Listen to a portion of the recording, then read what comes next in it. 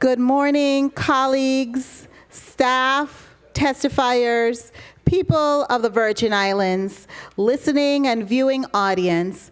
The Committee on Government Operations and Consumer Protection meeting for Tuesday, March 29th, 2022 is hereby called to order. Before we proceed to roll call, I'd like to highlight the month of March as both being VI History Month and Women's Month. Today, I urge us to celebrate with me the many Virgin Islands women who have withstood many trials, severe tests to rise above and overcome and become a beacon of light to other women and all people alike. I respectfully wish to highlight our four strong women Virgin Islands women who have influenced me and whom I wake every day giving thanks to God for all that they have done for our people and who are still here on top of God's good earth, continuing to work diligently for the upliftment and empowerment of our people. These women are the Honorable Deborah Smith Watlington, Judge of the Superior Court of the Virgin Islands, the Honorable Donna Christensen, former delegate to Congress, the Honorable Cleone Criqui, former at-large senator, and the Honorable Carol M. Burke, my big sister, as I label her, former senator representing the Island District of St. Croix. I give God the thanks for these women of strength and distinction, as they are, as well as other women, have opened doors for us as women and our people in general to step into and to shine. Additionally, one of the most awesome events, and this is an announcement, that is sponsored annually by my office is our Black History Month art competition. I am so proud to announce that this year's winner of a $200 gift certificate is none other than a 6th grader attending the Bertha C. Bushelty Middle School, Miss Ariel St. Paul. Miss St. Paul did a fantastic rendering of the person who is a light for her, who is the wind beneath her wings. And she spoke and wrote so highly about him, and that is her father. She said her father is there to support her through all things. And I know one of my colleagues, and he sits right here on the Committee on Government Operation, he authored a bill regarding fatherhood and putting together a fatherhood council. And I really want to really appreciate that this father takes time to support his daughter, Miss Ariel St. Paul. So Mr. St. Paul, kudos to you. Kudos also to the principal at Bertha C. Bushelta Middle School, Mr. Corbett, and for the art teacher for assuring that the class participated this year in the annual event. Finally, we're doing it again and sponsoring our summer youth employment opportunity program for young people ages 16 to 24. Last year, my office was instrumental in placing several young people, a number of young people, over 18 young people, and partnering them with and pairing them up with some of our employer partners. So this year we're going to be doing it again, and we're urging young people ages 16 to 24 with a good attitude, willing to work and willing to receive preparation for the workforce and get paid, to go to my website, senatorcarlajoseph.com, to download the application and submit it to my email at senatorcarlajoseph@ledgevi.com. Or you can drop off your application at my legislative office here in the legislative building. The deadline to submit your application is June 10th, 2022. Special thanks to our employer partners, to include VI Hotel and Tourism Association, VIA, Catholic Charities, Dr. Derek Jones, GEC LLC, and the Girls and Boys Club of St. Thomas and St. John, as well as Lime Tree Pool, Bar and Market. Any employer wishing to partner with my office to provide an opportunity to our young people to receive training and be part of a movement to build our workforce, kindly give my office a call at 340-693-3515. Madam Clerk, kindly proceed to roll call. Senator Marvin A. Blyden. Senator Blyden present. Senator Novell E. Francis Jr. I'm here. Senator Francis Jr. present. Senator Alma Francis Heiliger. Senator Francis Heiliger absent. Senator Javon E. James Sr. Senator James Sr. present. Senator Franklin D. Johnson. Senator Johnson absent. Senator Carla J. Joseph. Present. Senator Joseph present. Senator Milton E. Potter. Here. Senator Potter present. Madam Chair, you have 5 present, 2 absent. Thank you, Madam Clerk. We do have a quorum. At this time, Madam Clerk, do we have any correspondences? Yes, we do. Kindly read into the record the correspondences received.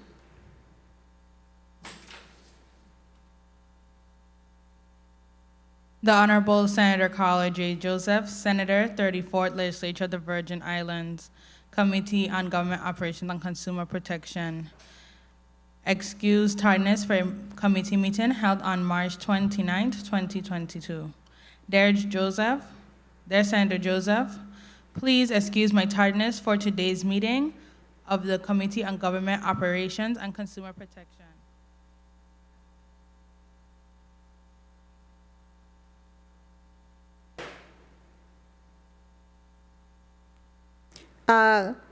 The mic for the clerk is gone down.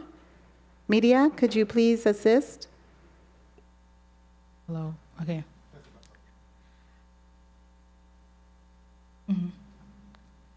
Please excuse my tardiness for today's meeting of the Committee on Government Operations and Consumer Protection, as I have another urgent matter that I am previously scheduled for this morning. I noted the importance of the agenda items to be discussed and asked that my additional information shared during the hearing prior to my arrival be forwarded to my office. Thank you in advance for your understanding. Sincerely, Alma Francis Heiliger, Senator. Thank you so much, Madam Clerk. Colleagues, this morning we have a long agenda. Madam Clerk, I'm going to ask you to read into the record the agenda for this morning.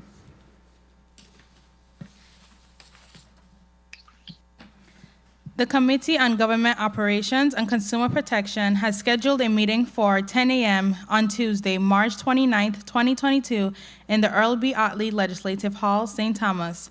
The purpose of this meeting is to receive testimonies on the operations of the following agencies: West Indian Company Limited, Whitaker, the Virgin Islands Taxi Cab Commission, the Virgin Islands Port Authority, and the Virgin Islands Division of Tourism.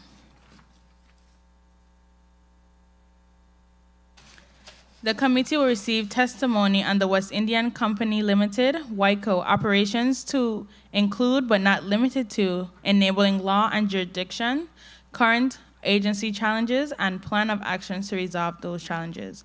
The invited testifier is Mr. Anthony Otley, President/CEO of the West Indian Company Limited.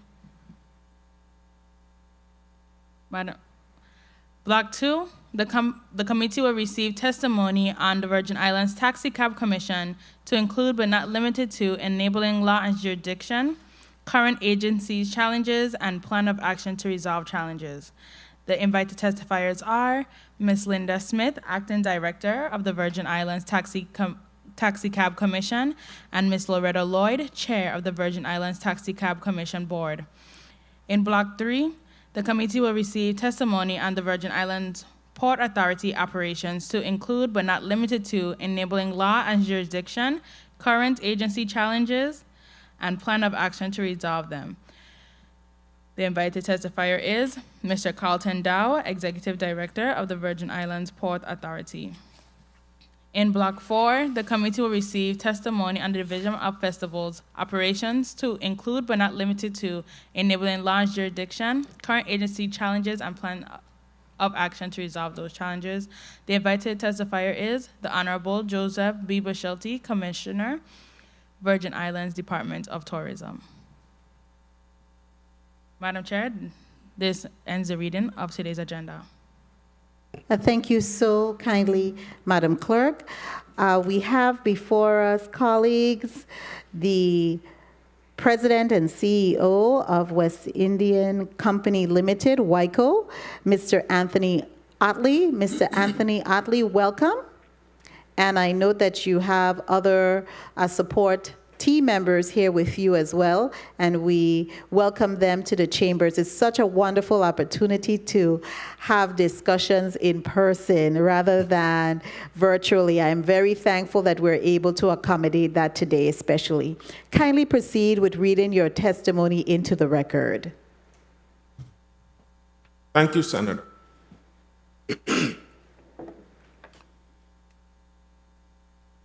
Morning. Senator Carla Joseph, Chairman of the 34th Legislature's Committee on Government Operations and Consumer Protection, Senator Novell E. Francis, Vice Chair, committee members, other senators in attendance, fellow testifiers, legislative staff, media, viewing and listening public, good morning. I am Anthony Otley, President and CEO of the West Indian Company Limited. With me today is Mr. Mark Sabino, the company's Director of Marine and Cruise Services, and Mr. Avery Williams, our financial advisor. Thank you for the invitation to update the legislature and the public on WICO in the wake of the COVID-19 global pandemic, and to share the company's organizational challenges and any plan of action to resolve them. As per your request for information about our enabling legislation, the government of the U.S. Virgin Islands purchased WICO in 1993 through a stock purchase agreement authorized by Act Number 5826. Chartered in 1912 as the Caribbean subsidiary of a global shipping company, WICO currently operates as a private cruise ship dock owner and management company. As our financials attest, the past 2 years have been the most challenging in WICO's 110-year history. 3 days after the World Health Organization declared SARS-CoV-2 a global pandemic, the Centers for Disease Control and Prevention imposed a no-sail order on all vessels with a passenger capacity of 250 or more. WICO was in the final days of terminating our 26-year tenure as managers of Havenside Mall at the request of the Government Employees Retirement System. Both our $10 million budget and our 78-member staff had been cut by more than half, and we were prepared to move forward with income generated from passenger arrival fees and associated charges. Nothing could have prepared us for the 18 months of inactivity between March 2020 and September 2021. In fiscal year 2020 alone, WICO lost 34% of its projected revenues. We lost 113 ships, an estimated 388,000 passengers, and more than $2.6 million in anticipated revenue. This translates to more than $64 million in economic losses to the U.S. Virgin Islands in cruise tourism contributions from WICO alone. The 241 ship calls booked at WICO for fiscal year 2021 also were canceled at a loss of roughly $7.5 million to the company and over $181 million to the territory. In the absence of cruise ships, WICO explored other possible ventures with shipping and ferry companies to operate from our dock, to diversify our revenue stream with mixed results due to our obligations to the cruise lines. To ensure the company's continued financial viability, our board of directors imposed unprecedented austerity measures. These included ceasing community contributions, suspending board stipends and non-essential contracts, renegotiating costs for essential services, and implementing a reduced work week. Some of these measures will remain in place until passenger arrivals return to their pre-pandemic levels and are able once again to sustain company operations independently. WICO sought and received $717 $100,000 in federal funds from the Paycheck Protection Program. Additionally, $4 million was allocated to Whitaker from the American Rescue Plan Act to support salaries and day-to-day operations as part of Governor Albert Bryan Jr.'s commitment to rejuvenate the decimated cruise tourism sector. Due to this assistance of federal funds, Whitaker survived the COVID-19 disruption and is poised to capitalize on rejuvenating cruise industry. As we look forward to the 2022 cruise season and beyond, Whitaker is focused on ensuring the USVI stays as one of the top cruise destinations in the world. Here is but a few agenda items to that end. As an update to Governor Bryan's intent to transfer ownership of Whitaker to the Virgin Islands Port Authority, Whitaker has executed a mutual non-disclosure agreement with VIPA, and we continue to work on the terms of the transaction, including the potential structure. In addition to the COVID recovery challenges facing the company, Whitaker has a substantial bank loan that comes due in June of this year. We are actively engaged with several entities to refinance the balance on this loan and hope to wrap this up within the next 45 days. Discussions with Banco Popular resulted in a forbearance and later for loan payments to be made from one of the loan's reserve funds, which improved our cash flow. Our most pressing operational needs are for the St. Thomas Harbor Channel dredging and a reduction in the pilot. The dredging has a direct bearing on cruise ship arrivals as the newer ships deploying to the region are getting larger. Once the channel, turning basin, and berthing area along the Whitaker dock are dredged, we will be able to receive the Oasis class and larger ships. This will increase Whitaker's revenues and bring more revenue to the territory.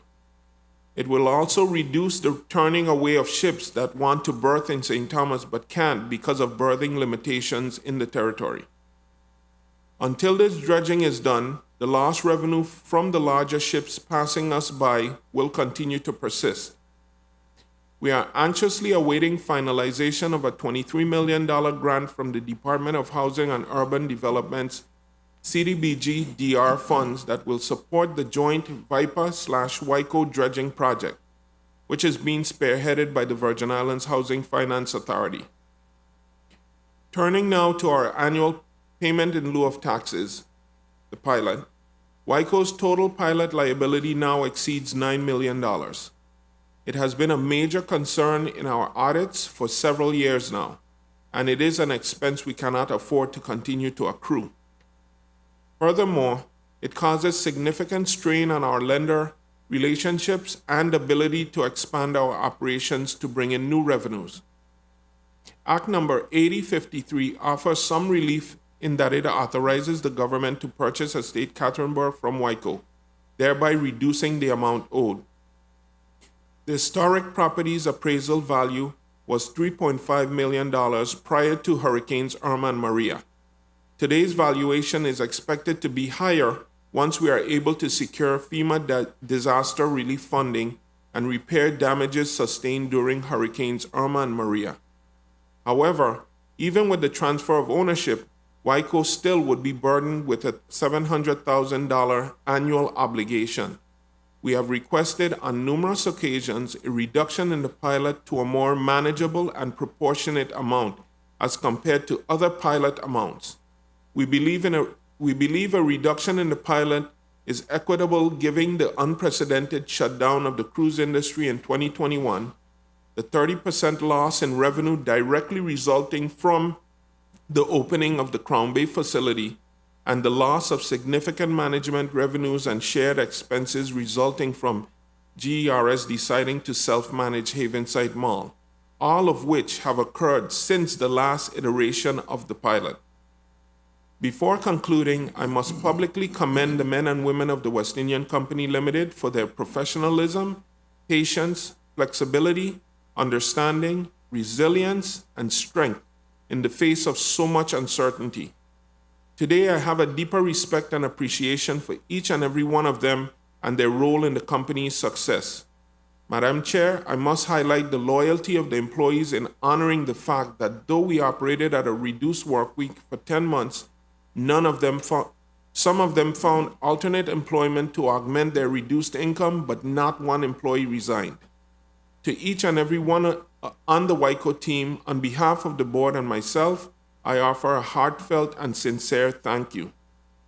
Madam Chair, I hope I have addressed your and the committee's concern. I remain available to address any questions you may have.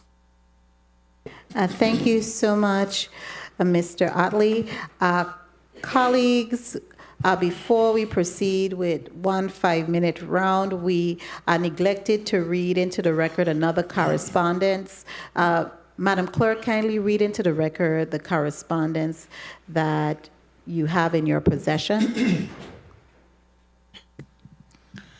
The Honorable Carla J. Joseph, Chairwoman, Committee on Government Operations and Consumer Protection.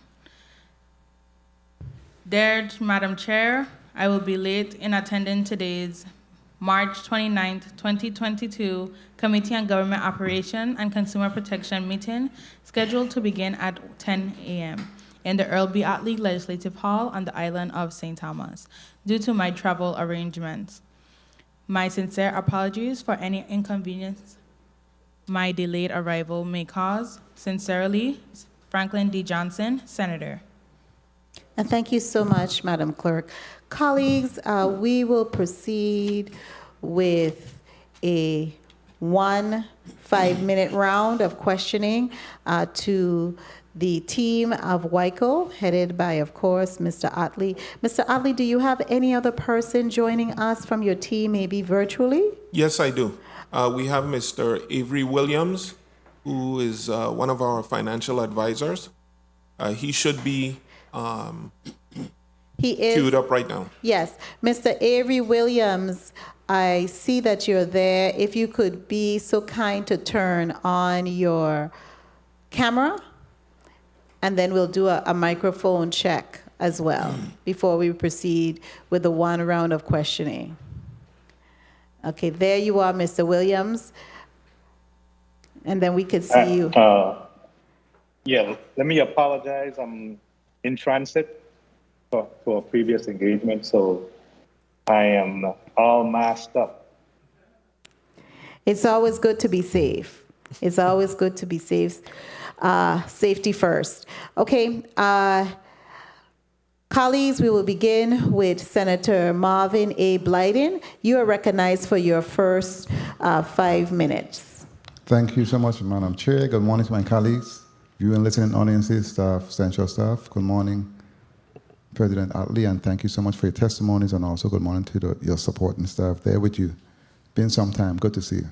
Same here, Senator. Thanks. I know in your testimony you spoke to the impact as a result of COVID-19 to your operations and especially to employees. I know you stated in your testimony that you received some funds from the American Rescue Plan to assist with salaries, but did you reach out to OMB to assist those employees also with a premium pay for individuals that worked during the COVID-19 pandemic? Yes, we have, Senator. As a matter of fact, we reached out to OMB, and they also returned response on our request. So we anticipate that we would be able to assist our employees with that. Thanks. Okay, good to hear. And also you spoke to diversifying the operation in terms of mixed different opportunities when it came to ventures with shipping and ferry companies. You mentioned that, but you did not mention it in terms of dollars and cents. What amount are we looking at in terms of a return on that investment in terms of being creative? Well, the issue that we had with having those conversations with the shipping companies was the fact that because of our obligations and agreements with the cruise lines, it would not be able to come to fruition due to the fact that we have agreements with the cruise lines where we have to guarantee them berthing spaces. So there would not be an opportunity to, let's say, use the other shipping companies for that space, because once we're notified that a ship is on its way, that those ships would have to be removed, which doesn't work for their operation. Also, we had challenges with the crane, the integrity of our dock to be able to utilize those 250-ton cranes, et cetera. So with the challenges, are you augmenting those? Are you working on finding a way to deal with those challenges? And in addition to that, based on your testimony also, you spoke to focusing on ensuring that USVI stays as one of the premier destinations in the world. So what does the plan look like for that goal? Okay, so based on the fact that we have these obligations with the cruise lines, and WICO's number one intent at this particular time is to increase ships to the territory, and by that increase the amount of passengers that do visit the territory, which basically gives people the opportunity, a snippet of what the U.S. Virgin Islands has to share, which basically drives the overnight stay. We are looking at ways of increasing cruise ship arrivals, reaching out to new cruise lines, and also to diversification of our upland resources, which is we have 7.5 acres in Estate Liverpool and Estate Thomas undeveloped land that we're looking at doing some development on that with.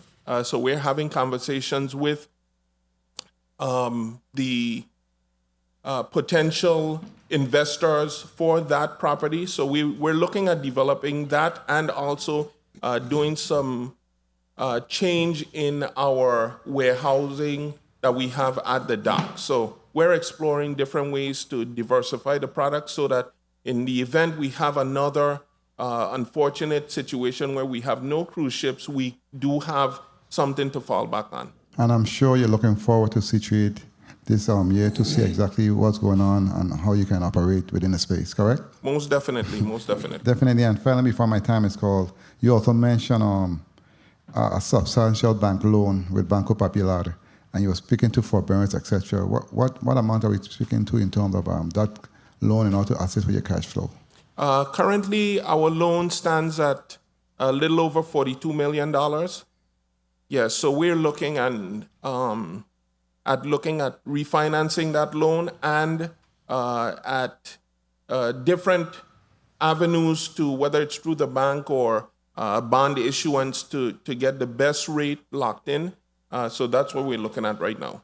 But in terms of looking at that, as you know, the rates are climbing up slowly. Yes. So if you're going to move on that, you need to move on that expeditiously because the rates was very, very favorable, but they're going up again. So it's important that you move on that expeditiously in order to assist and secure that loan and create some savings moving forward so it can be easier for you to pay that loan. That's a substantial amount for real. Yes. Okay, very well. And finally, before my few seconds is called, lastly, you spoke to the pilot. And you say you have been asking, who have you spoken to though, in terms of assisting in bringing down the amount? Because I think it's fair, based on the atmosphere and the COVID-19, etc., and your revenue that's coming in. Who have you spoken to assist you with getting that amount changed? Have you speaking to anyone in this body? I mentioned it to a couple senators, not formally, offline. I've spoken to you, Senator Blyden. We have spoken on that, and I'd like to give a little bit more information on that. We have spoken with the Office of the Governor and charting a way so that we can address that issue because, as I mentioned in my testimony, it is something that definitely affects us and our audit. So hopefully it doesn't continue to be a going concern. It is something that we definitely need to get addressed. Okay, thank you so much, President Otley. Thank you for your responses. Madam Chair, thank you so much for the time. You're welcome, Senator Blyden. Senator Novell Francis, you are recognized for your 5 minutes. Thank you very much, Madam Chair. Good morning to you, my colleagues. Good morning to the people of the Virgin Islands. Of course, good morning to the testifiers from WICO, and also special good morning to our seniors, those that are sick and shut in, and continue to watch Legit TV. I want to say a special good morning to you. Also, thank you for your testimony, CEO Atley, and continue along the line of your conversation with the previous senator, when was the last time you have paid the pilot to the government of the Virgin Islands? We made a payment in 2019. For how much? I think that one was $700,000. $700,000. And in respect to asking that it be reduced, what is the number you're looking at? We're looking at somewhere in the neighborhood of between $125,000 to $200,000. Okay, and would you be able to make that payment? Because obviously you have not made a payment outside of the 2019 payment. You have not made any attempt to make, well, you have not been able to make any of the payment thus far. Yes, Senator, barring another shutdown of the industry, once we're able to be able to go out there and market our berthing position, hopefully increase some berthing capacity in the Virgin Islands, a rate at the one that I just mentioned would be a lot more manageable. How about 300,000? Are you able to make a $300,000 payment? You believe that'll be hard? It'll definitely be a challenge. There's no question about it. And how long are you asking for this relief? As far as going forward, we're looking for the relief on a continual basis. What I'm not averse to is and of course, hopefully I don't get in trouble for this, but I do not mind looking further into the future when we are probably getting back to the numbers that we were making back in the 90s and the 80s when this amount was, I think that amount was determined at that time. And of course, that was before we had the opening of Crown Bay and Whitaker was flourishing. You know, we had a lot of donations to our budget in donations to the territory was extremely high. We did sponsored carnival events, and of course, we were making money at that time. But at this particular moment, especially with the cruise sector being split between two ports, you know, it has become a lot challenging for us at that rate. Very well understood. In respect to your PPP program, the Paycheck Protection Program, have you expended the $717,000 that you have received? Yes, we have, Senator. Totally? Totally. And that has gone towards paying salaries? Correct. Anything else or just salaries? No, it was more concentrated on salaries. Okay. And also you said you received some $4 million from the American Rescue Plan Act. Correct. Is that money expended? No, we're utilizing that right now. Okay, so you have access to the full $4 million at this time? We do. Very well. What is in terms of sharpening your competitiveness, what is the status of the Long Bay Landing proposal? Long Bay Landing, right now, we have, since COVID, we have, I wouldn't say tabled it. It is something that is definitely on the radar of Whitaker moving forward. The additional berthing, it is something that is being requested by the industry. It is something that continues to be warranted, that we are actively still having conversations with many of the partners that were willing to invest in the project. Of course, what stymied the whole process would be COVID-19. So it has made us step back a bit to pretty much regroup and see how we can utilize something like a Long Bay Landing, also diversifying, so for using it for other alternate uses also. So it is something that we have not put on the back burner, but it is something that we have tabled for the meantime, especially going forward, being that the ships coming in are at a more limited capacity.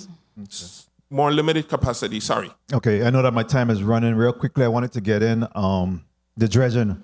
What is the current status of the dredging? Have you already applied for the Army Corps of Engineers? Have you gotten your permits? What is the status of the dredging? Okay, the status of the dredging, and I'll be quick. Right now, Housing Finance Authority is spearheading it. We have ran into some stumbling blocks, but we're at a point now where the Port Authority has requested, based on our meeting with Army Corps of Engineers, they have agreed to take the lead. So Right now, we're pursuing from Housing Finance a letter or agreement in transferring the lead to Army Corps of Engineers. And as a matter of fact, I had a meeting yesterday, not a meeting, but a conversation with Army Corps where they are anxious to take the lead and be able to act as the liaison, which I think would get us to the home plate a lot faster. Okay, and Madam Chair, thank you for the opportunity. I just wanted to ask if you would allow for him to respond to the question of stipend savings. If he could put on record, how much have you been able to save consequential to the stoppage of the stipends to board members? If you could just put on the record, I'll appreciate it. Thank you very much. Thank you. You may proceed in answering the question, Mr. Otley. Okay, so I'd probably ask Mr. Williams to back me up on this, but we have been looking, based on the amount of meetings that the board has, which outside of COVID, normally we're somewhere between 5 to 6 meetings a year. That depends, so it's a bit difficult to say in actuality how much we would actually save. We can give that information based on a meeting. But as far as annually, it would be a bit difficult.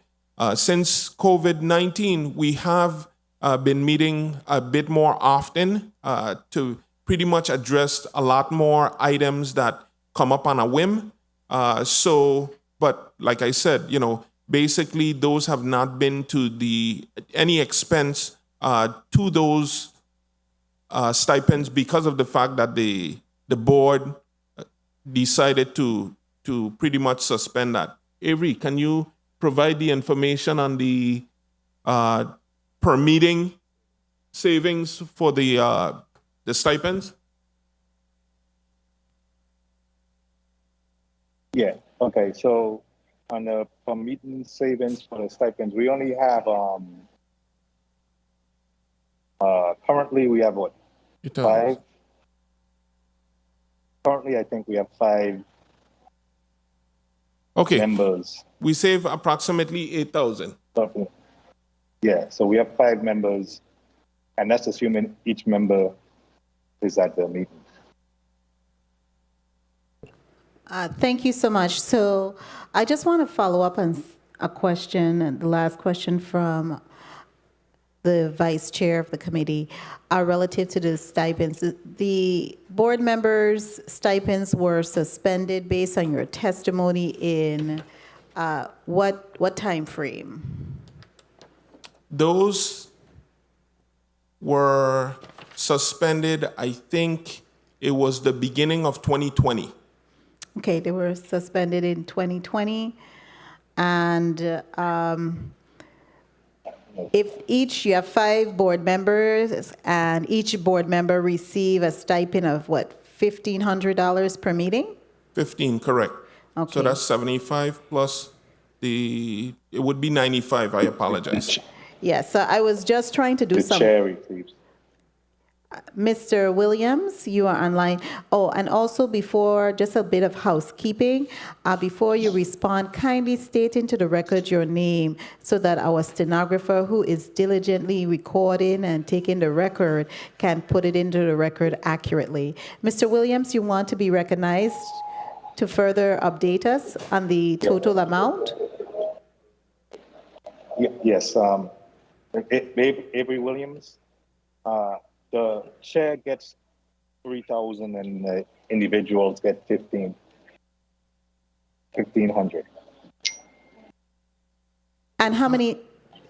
Can you repeat that, please? Yeah, so the chair gets 3,000 and individual board members get 1,500 for a meeting. Sorry, let me correct that. The chair gets 2,000 and the board members, and by the way, that was prior to suspension. 2,000 and the regular board members get 1,500. Okay, so let us correct. understand And clearly. The chairperson at each meeting receives, and it's only when they meet, correct? Correct. Or is it also when the chair is having discussion with you? Well, no, let me say this. What are the parameters? Okay, the official meetings. Sometimes meetings are called where we poll the the board and stipends are not issued then. It is only for the regularly scheduled meetings. So, Okay, and so in fact, you have 2,000. How many times did you meet in official capacity for 2000, the year 2000? Because you said you had no meetings, you had suspended their stipend for that time period? for year 2000, Yes. When did you suspend it again? 2000? 2020. 2020, I'm sorry, Mr. 20. So how many times did your board meet? Your board has been meeting regularly? And Yeah. how many times did they meet? Senator, offhand, I don't have that exact amount, how much Okay. they met in 2020. Okay, if you could send through the chair, because that would help us calculate accurately the savings you derived from the suspension. If you could send that through the chair, that would be perfect. How many times you have met since you've suspended the stipends to present. Senator Milton E. Potter, you are recognized for your 5 minutes. Thank you very much, Madam Chair. Good morning, colleagues. Good morning to the people of the Virgin Islands. Good morning to Mr. Otley, Mr. Sabino, and his supporting team from Whitaker.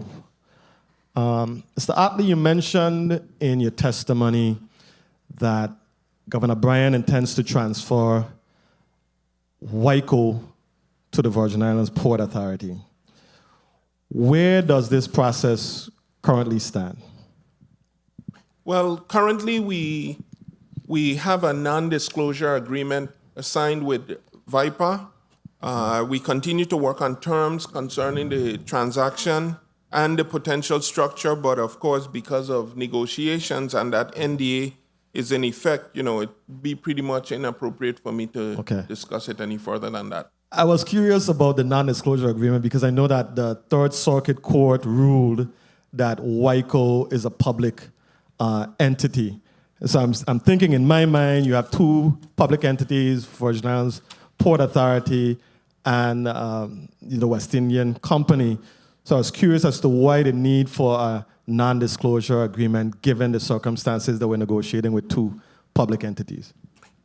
Well, Senator, I understand your question. Thanks for your question. Under Section 4 of Act 5826, Whitaker was permitted to act as a general business corporation under the company charter and general corporation laws of the Virgin Islands. According to what you referenced, currently we are appealing that decision, so, I can't really discuss that. It's under appeal. It's in litigation. Fair enough. But in your view, what would the greatest advantage, and I don't know if this is something that will be outside that you'll be able to talk about, just in your professional view as the president and the CEO of Whitaker, what will be the greatest advantage of this proposed merger in your view? Well, depending on the structure and not to breach an NDA, it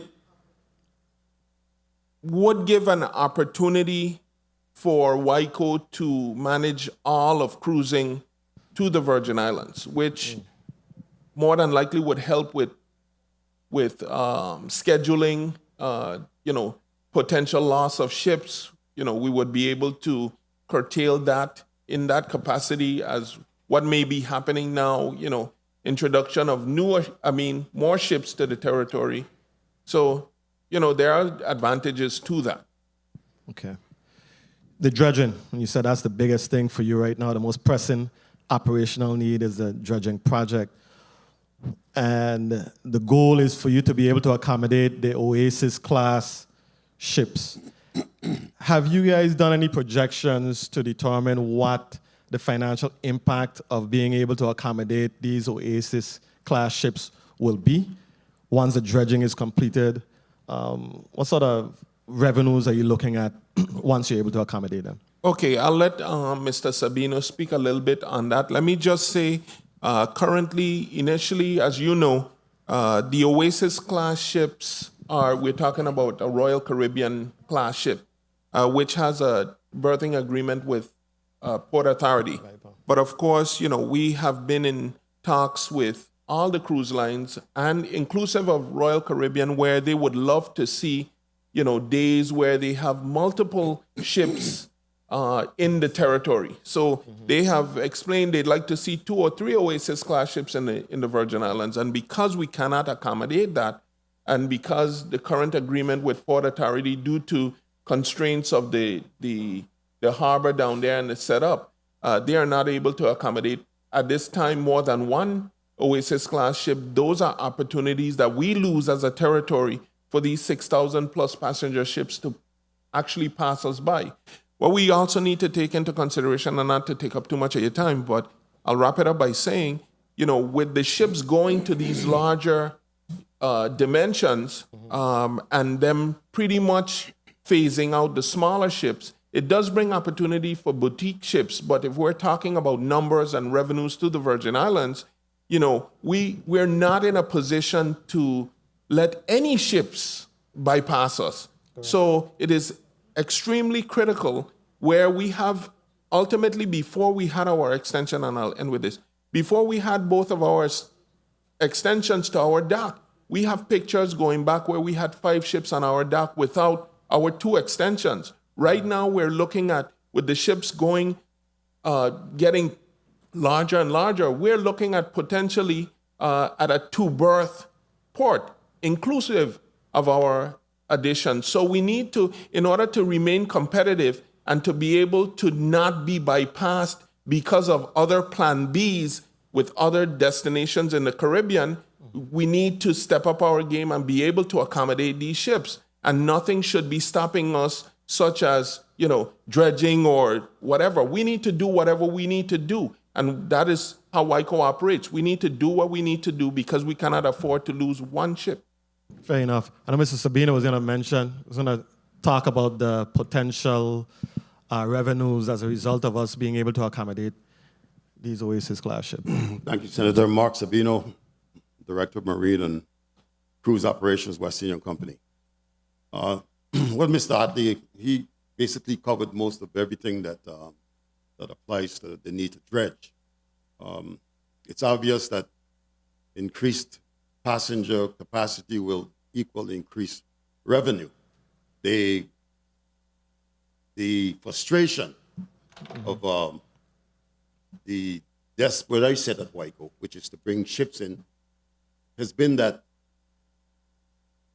we're an island, and our ports, our channels, our harbors, we depend wholly and solely on these for our revenue, for our food, for everything. Right. And what has frustrated me over the years is that the fact that we have not dredged, we continue to seem to have to struggle to dredge. Ever since I came back home from the Navy in 1981, it appears to me, it seems obvious to me that for some reason, the government governs with a back to the ocean, not accepting or not embracing the fact that we're an island, solely and wholly dependent on these channels. It's us, WICO, who are in the private sector, that look out to sea, because from the sea is where the money comes from.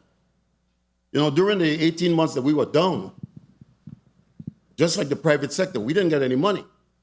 So we appreciate what we got, but being responsible for the infrastructure, WICO has done everything possible to keep up with the growth of the industry. Right now, we are right up to the channel. We can't do anything else. If we were in control of the channel, we would have dredged it already. But for various reasons, we were stopped. We were stopped several times from dredging. We don't want to get into that. But the ships are passing us right now.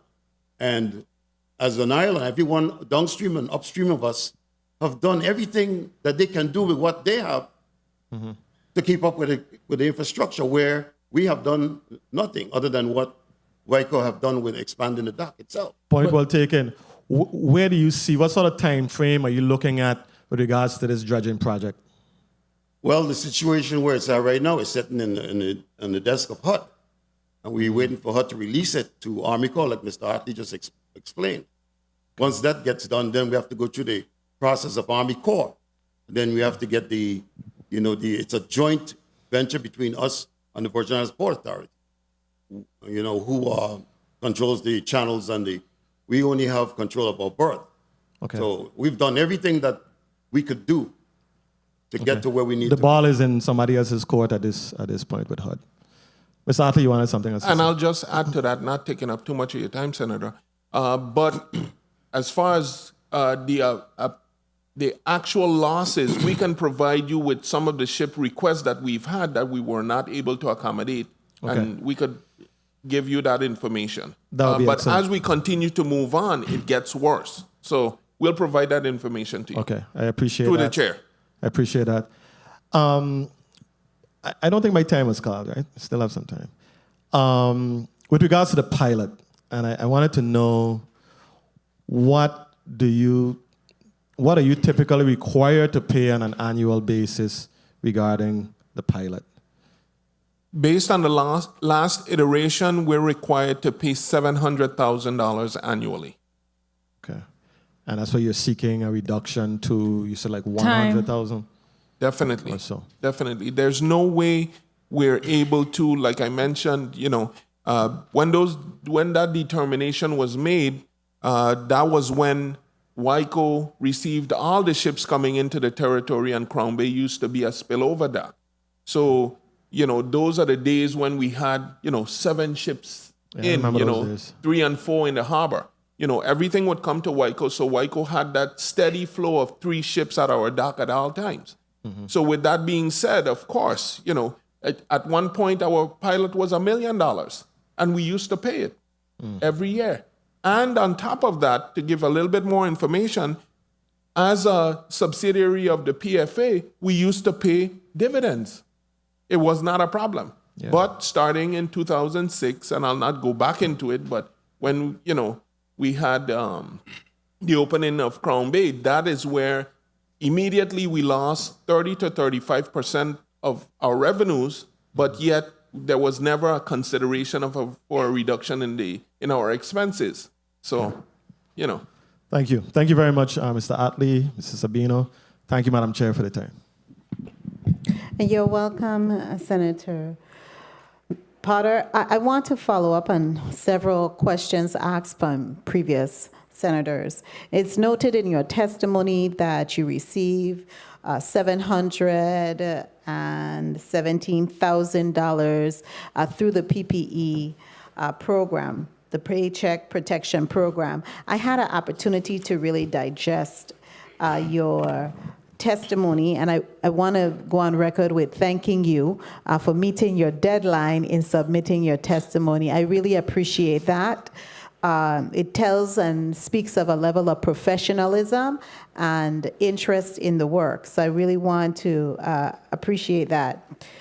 All right. I also want to take the opportunity and recognize Senator Kenneth Gittins from the Big Island, Kenneth L. Gittins. He's going to be joining us virtually from the Legislative Hall in St. Croix.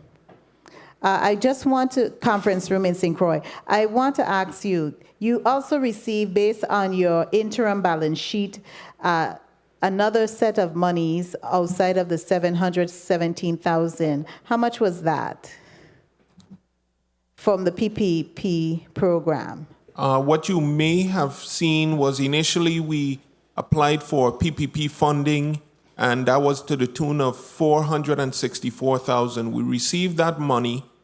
We held it. We restricted it. We self-restricted that funding because we were notified by PFA that we may not have been eligible for it based on our status. Ultimately, we returned that money, and during the second tranche, the HEALS Act, we were eligible for the $717,000, so that is the only amount of money in PPP funding that we received that we were able to utilize. Okay, because you have it here on your balance sheet, though. So that's, once it's on your balance sheet, it means that you've spent it, and you've looked at, have you looked at using that to balance your account? Maybe Mr. Williams could talk about that, because I did have another concern that you don't have a CFO. Mr. Williams functions Avery Williams functions as your financial advisor. Do you have any and he's a contract worker. He's not a Correct. employee. He's a contract worker. So my question would be, this $464,400 that you have on your interim balance sheet, you have it as of September 30th, 2020, and you still have that money from the PPP loan. So you Senator? have to, I wanted to know if, I'm sorry, I wanted to know if you had received money, and that's why that is here in your balance sheets. Okay, so I'll give Mr. Williams a chance to respond after I respond. Yeah, 'cause- On September 30th, we had not yet returned the money, so it was still on our balance sheet at that particular moment.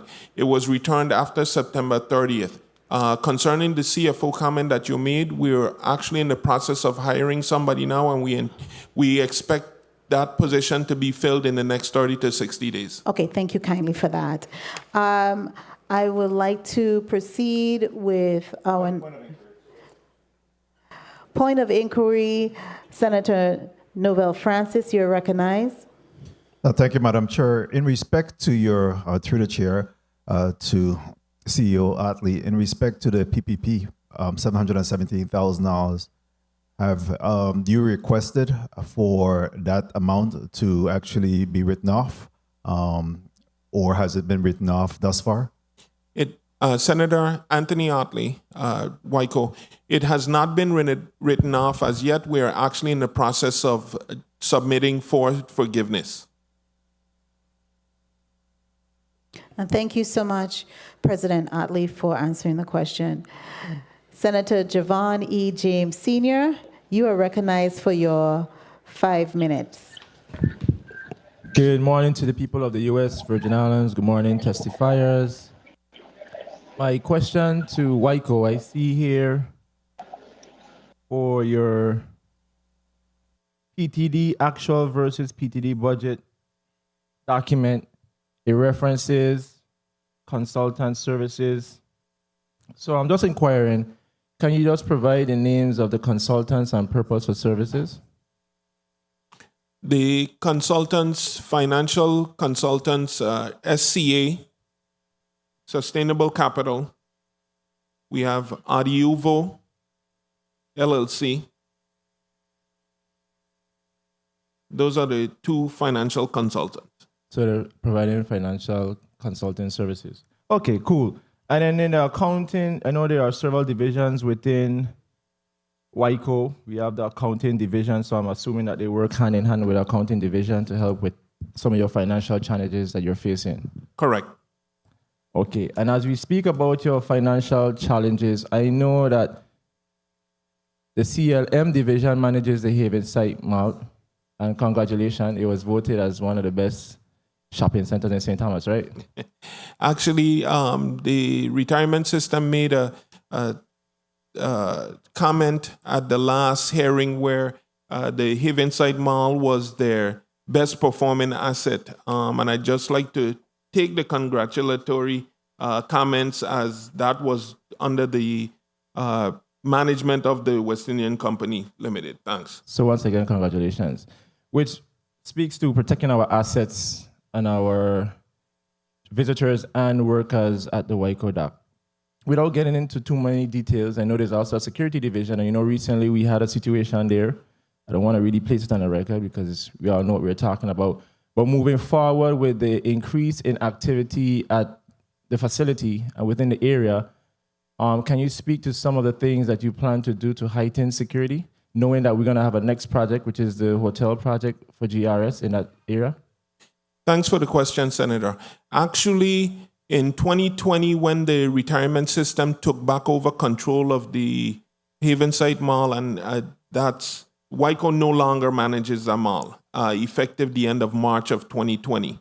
So right now, the management of security for the mall is conducted by GERS themselves. So our security personnel is a much more smaller unit. We deal with the dock and our properties, which is not heavily entails much restaurants and tenants as far as retail and whatnot. So your question concerning heightened security and stepping up, we have done so on our side as much as we can. But of course, for the crux of what I think you're alluding to, that would be the responsibility of the retirement system. Okay, thank you. You know, every year we have members of this body and even the executive branch who attend Sea Trade. And you know, Sea Trade is like several weeks from now. So just a simple yes or no question. Someone from Whitaker will be there, right? Most definitely, Senator. And I'm assuming that in the process of going in the process of going there, you do have a plan to basically sell the Virgin Islands to the world. That's correct, Senator. The reason why I'm asking that, because during COVID-19, we were so fortunate. It seems like the Virgin Islands do better during a crisis situation, or we always get some kind of opportunity. During COVID-19, most of the other islands, they were closed. We took advantage of, no passport required to travel to the U.S. Virgin Islands. So the airlines was like the next cruise ship of the U.S. Virgin Islands. But moving forward, I know that our competitors are watching what we're doing, and we don't have to go in details here because that should be held to our chest. But I just want to make sure that we place an edge and have an edge in the market, because I know there was an old Virgin Islands Daily News article that referenced that X, Y, and Z said that our product is, I don't want to say it on the record, but they said our product is going down. So my question as far as with WICO and meeting with the Department of Tourism, can you just speak to some of the major things that we should expect in 2023? Okay, that's a great question. Let me just say and based on your question that you asked before about selling the Virgin Islands, that is one thing that I must say, and of course I don't speak for the Port Authority or the Tourism Department, but that is one thing that that WICO, Port Authority, and the Department of Tourism does highly concerning cruise and whenever we go to Sea Trade. Now, as far as who takes the helm at doing that and whose first response, it is definitely the Department of Tourism. What we do at Sea Trade also is we have in meetings with the cruise lines concerning any issues that we have, our board, we include them in our meetings so that we can make sure whatever issues that we have, whatever challenges that we have, whatever issues that the cruise line has, they're able to meet with us, explain to us how important it is so that our board is able to know, so that when we do make those operational or policy decisions in the board meetings, they know exactly how it would affect the cruise industry, and to make sure that, affecting the cruise industry has to be something that is on the priority list, because what we don't want is for a cruise line, based on a decision that is made that may not be in the best interest of the cruise lines or the territory, to lose ships because of it, and that's always a possibility. So, Madam Chair, I just would wrap up by saying that listening to WICO's testimony, one of the biggest projects that you are working on is the dredging. And I'm just calling on you and your team to let the body know, indirectly or directly, anything that we can do to expedite the process, because as a first branch of government, we take care of the finances of the government, appropriating the funds. And in this time, we definitely need to be able to diversify our economy. So we need those revenues. So let us know what we can do, write letters, make phone calls, lobby, whatever. We need to get that up and running to make sure that those revenues comes into the government coffers. And like I tell individuals, it doesn't matter which island the revenue comes from. It goes into one kitty jar. And we are responsible for that in the first branch of government. So I look forward to collaborating. Thank you, Madam Chair, for the time. I appreciate that, Senator. Thanks. Thank you so much, Senator James. Well said. We are one Virgin Islands. Definitely. All of us are one. Thank you kindly for that. Senator Kenneth L. Gittins from our big sister island, you're recognized for your 5 minutes.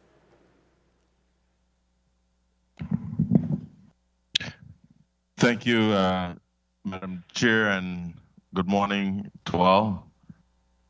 Morning. Morning.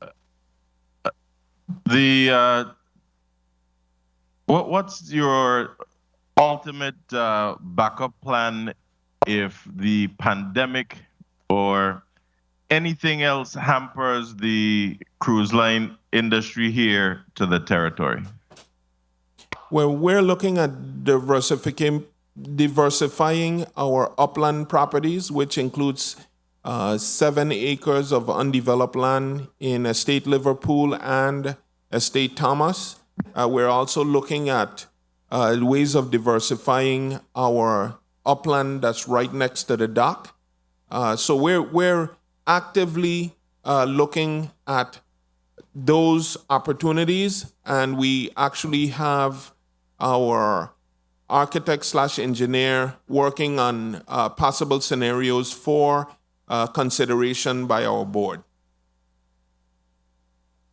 So let me go straight down to asking you about the what's being done with the old Whitaker headquarters. I believe that's supposed to be another historic site or something here, but this headquarters has been sitting empty for quite a number of years. What's the plan for that? This is a great spot for maybe a museum or a restaurant, something. What is being done with that location?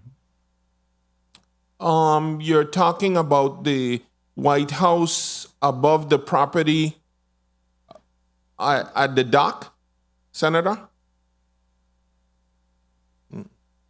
Yeah, I think that's where your offices used to be.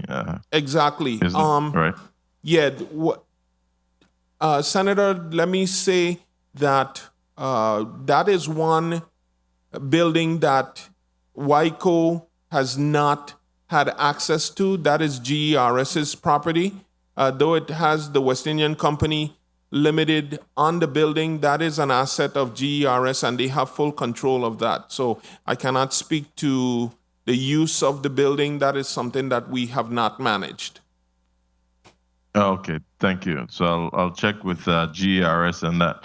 And can you possibly tell us what's taking this conversation so long with regards to the merger of Whitaker and the Virgin Islands Port Authority? I think that we're letting a golden opportunity go by, whereas in the last 2 years, with the limited number of ships to the territory, that would have been an ideal time to have these heavy discussions and possibly put this into play. What's taking it so long? Senator, basically, I mentioned before, actually, we have a non-disclosure agreement with VIPA. The parties, we continue to work on those, on the terms of the transaction and the potential structure. And of course, because we're negotiating terms, and that non-disclosure continues to be in effect, I really can't go into further details right now. I would hate to prejudice Whitaker's position on that, so I apologize, but I'm not able to get into the specifics on that.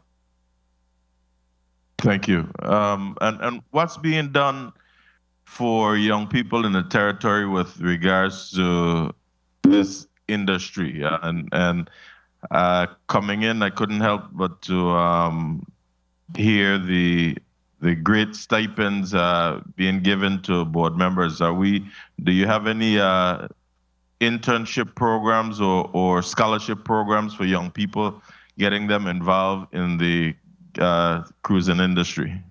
Well, let me just address the first part of that question.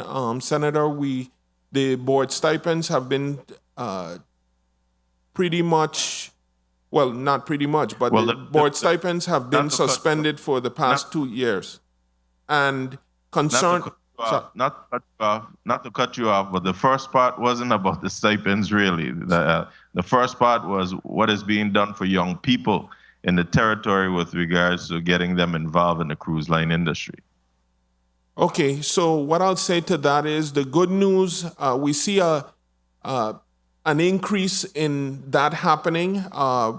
It was just stated that the Virgin Islands, through the Department of Tourism, has just partnered with FCCA to bring that exactly what you're talking about, added revenues to the island, opportunities for the FCCA to partner with tourism to do community outreach to local vendors so that they can get a bit more acclimated in the cruise industry and present opportunities where they may be able to partner with cruise lines also, giving them the ability to be able to tap into that market of the cruise industry. So that is something that has just occurred, and we anticipate this year we'll see big things for the Virgin Islands partnering with the FCCA.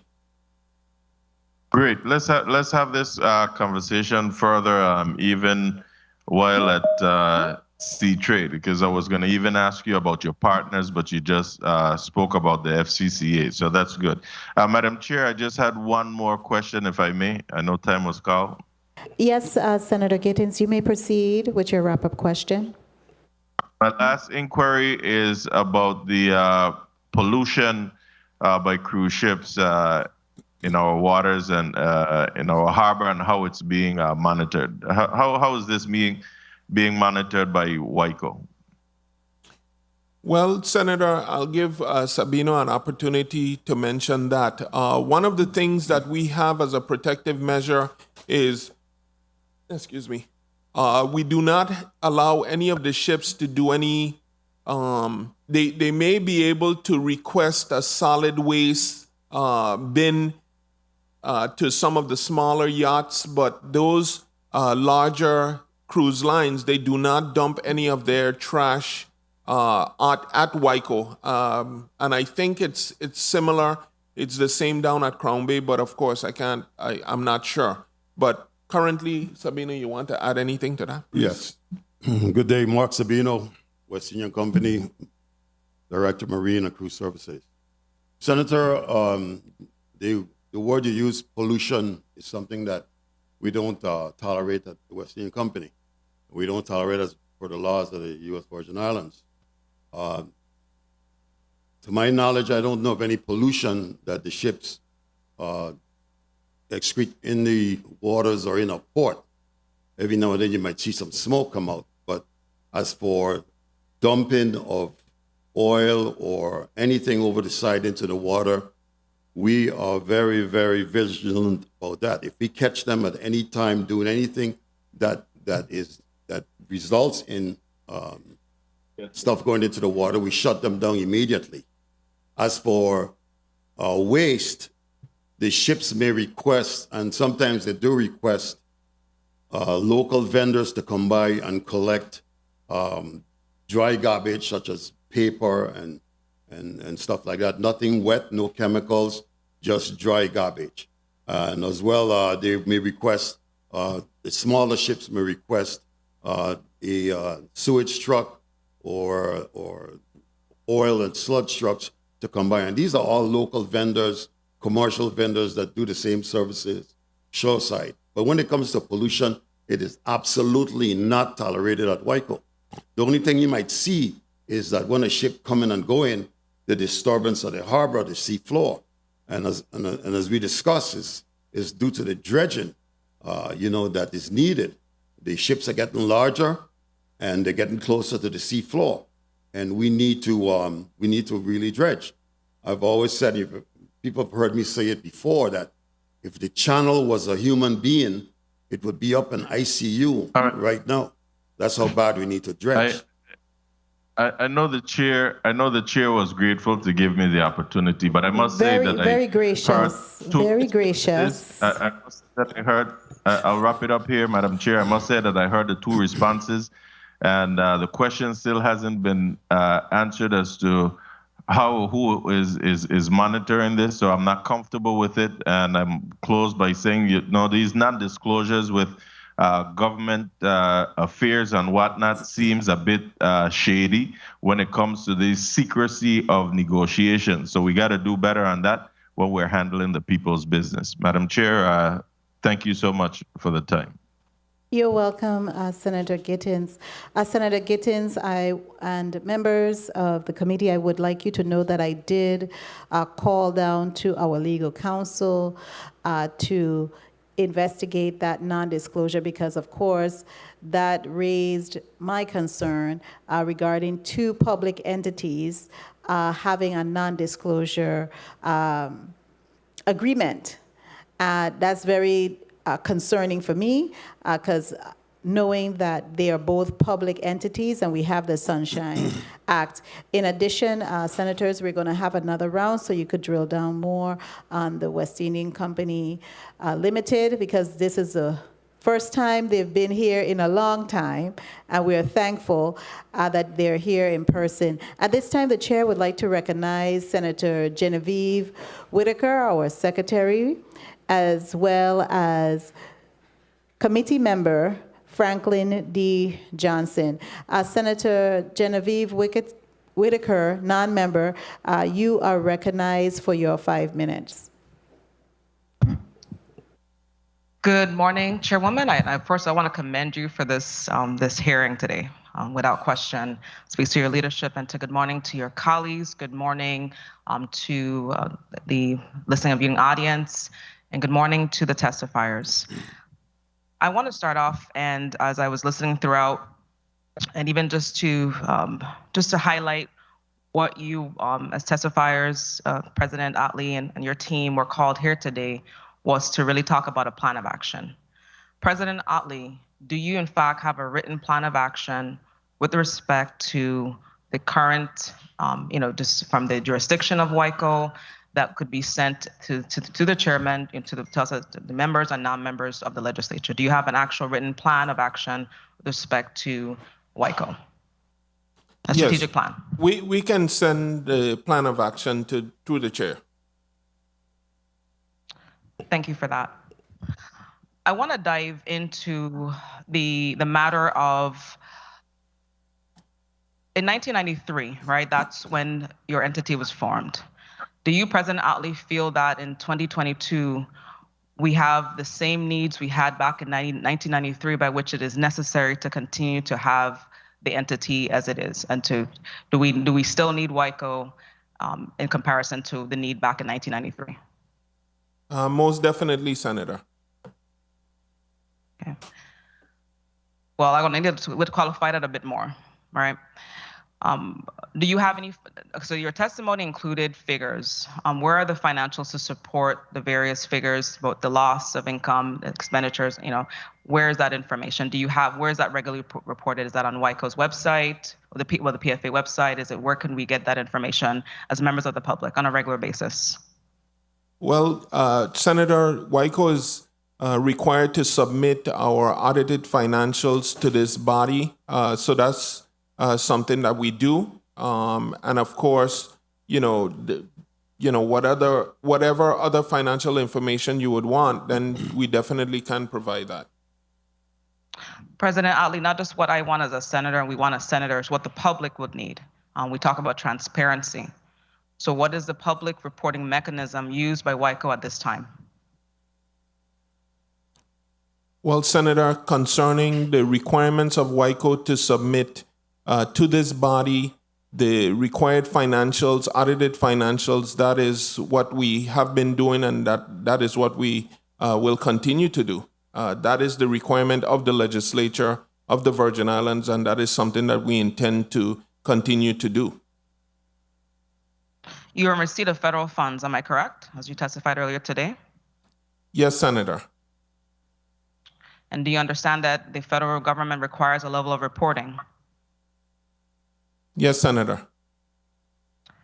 Okay, and currently, in addition to reporting directly back to the federal entity, where do you also submit your financial information? Again, to the legislature? Where is the information reported so that we can get it easily as senators, members of the public can receive that information?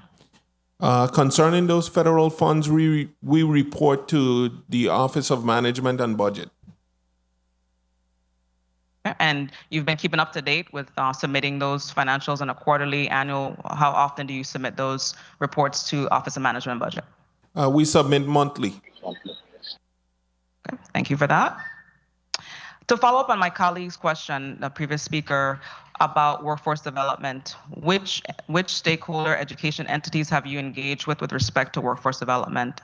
You mentioned, of course, you all have obviously a strong relationship with the Housing Finance Authority, who received, $10 million towards workforce development.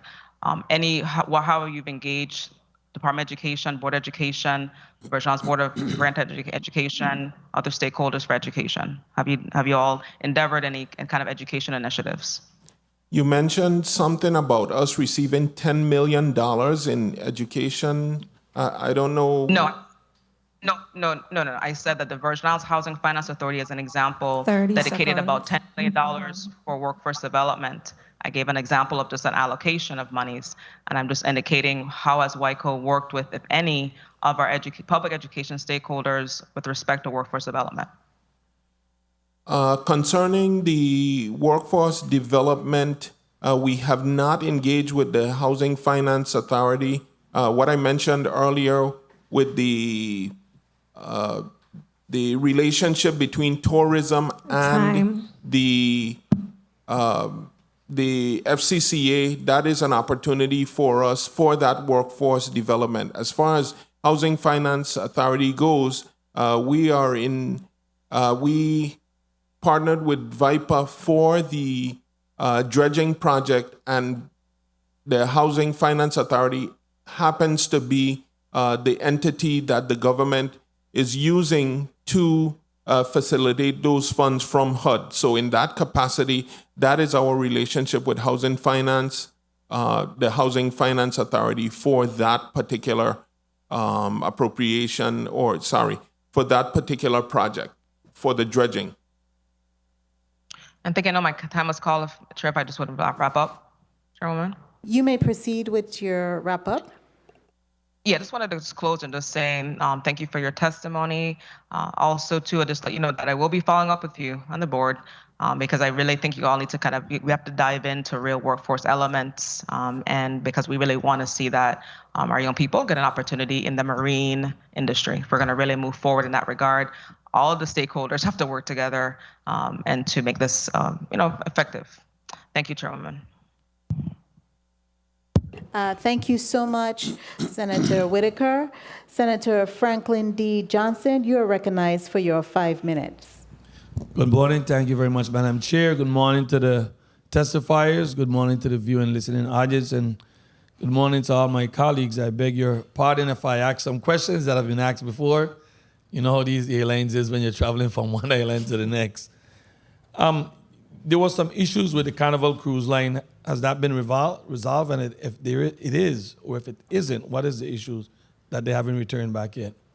Well, actually, we're in the process of having those discussions with Carnival and working out our differences as far as wording in our contract. But they are vibrant in getting back to us, and we anticipate with our meetings coming up at C-Trade that we'll be in a be able to get to the amicable solution between both of us. So did you have a contract that expired or? No, actually we have a contract that was just, they just exercised their option. That contract ends at the end of 2026. And normally about how many ships come through here from Carnival? Normally, and Sabina can correct me if I'm wrong, I'm thinking somewhere in the neighborhood of, and I'll give you the numbers as far as passengers. Okay. We look at more so around between 500 and 575,000, 500,000 to 575,000 passengers on pre-pandemic. And that's the entire territory, not just St. Thomas? No, that's the entire territory. And by the way, that is Carnival Corp. So that includes Princess, Holland, America, and yeah. So we haven't received none of those ships thus far? No. We have been getting those ships. We have received Carnival ships also. Okay. But we have been getting Princess and Holland America, and we have been getting some of the Carnival brand. Now, keep in mind also, I don't want to make it sound like it's just specific to the Virgin Islands, but Carnival has limited their travel in the region. So, it's not... just not us. We're not at a standstill where the Virgin Islands is getting punished or they're, definitely not coming to us. I think within the last 2 to 3 weeks is where they came out stating that all of their ships are now back sailing because they, as an entity, scaled back a bit. But their sister companies, such as Princess and Holland America, have been a lot more intent on, getting back in the groove of things. All right, let's talk a little bit about Katerinburg. What seems to be the breakdown in communication, or if there is communication with the disaster recovery, what's the status on that? Well, concerning Katerinburg, initially, and I'll try to put it in a nutshell for you, we, after the hurricanes, we had an analysis of the damages to the property. FEMA came, FEMA did their analysis. We fought with them, well, not fought, but we had differences in opinion on the amount of cost it would be to, bring the property back up to where pre-hurricane condition. And ultimately, by the time we went and got, and this is outside of getting the estimates, when we got the estimates to repair the mansion, those were way over the amounts that FEMA agreed to. But of course, in getting those done, the contractors that provided those estimates found a lot more damages that FEMA didn't recognize on their report. So we're, through the Office of Disaster Recovery, we're trying to get FEMA to come back so that we can have those, added to our request for payments. When was the last discussion you guys had with FEMA as far as them coming back, and if there's a time frame in place as to when they will be back to have those discussions based on what the contractor found that FEMA might have had an oversight? The last meeting we had, I think it was probably about 3 weeks ago. So we have a follow-up meeting, I think, next week. So we'll get a little bit more information as to where we are with that. It just, what the frustrating part is, this process takes so long with FEMA, and to add insult to injury, the fact that, they went through the entire process, and because they missed a considerable amount of stuff, getting them back just seems to be a bit more of a challenge for us. And during the pandemic, have you guys lose any employees? And if you did, how much? During the pandemic, we have not lost any employees. We had one employee that retired. But, our employees stuck with us. So, I commend them as I did in my testimony. Yes. Our guys are awesome. Thank you. Thanks. Thank you very much, Madam Chair. You're welcome, Senator Johnson. Senator Giddens, you're recognized for your point of inquiry. Yes, Madam Chair. I'm trying to inquire whether or not, I can't recall what you stated. Is legal counsel coming to the floor to address our concerns, or we have to wait for a legal opinion after the meeting? I did make the call, Senator Gittins, to legal counsel to do that research because I too was concerned, and based on our discussion, and legal counsel is monitoring the proceedings today, and she should be up shortly based on her findings. Okay, so give us a few minutes and she'll be up shortly. Thank you so much. Thank you.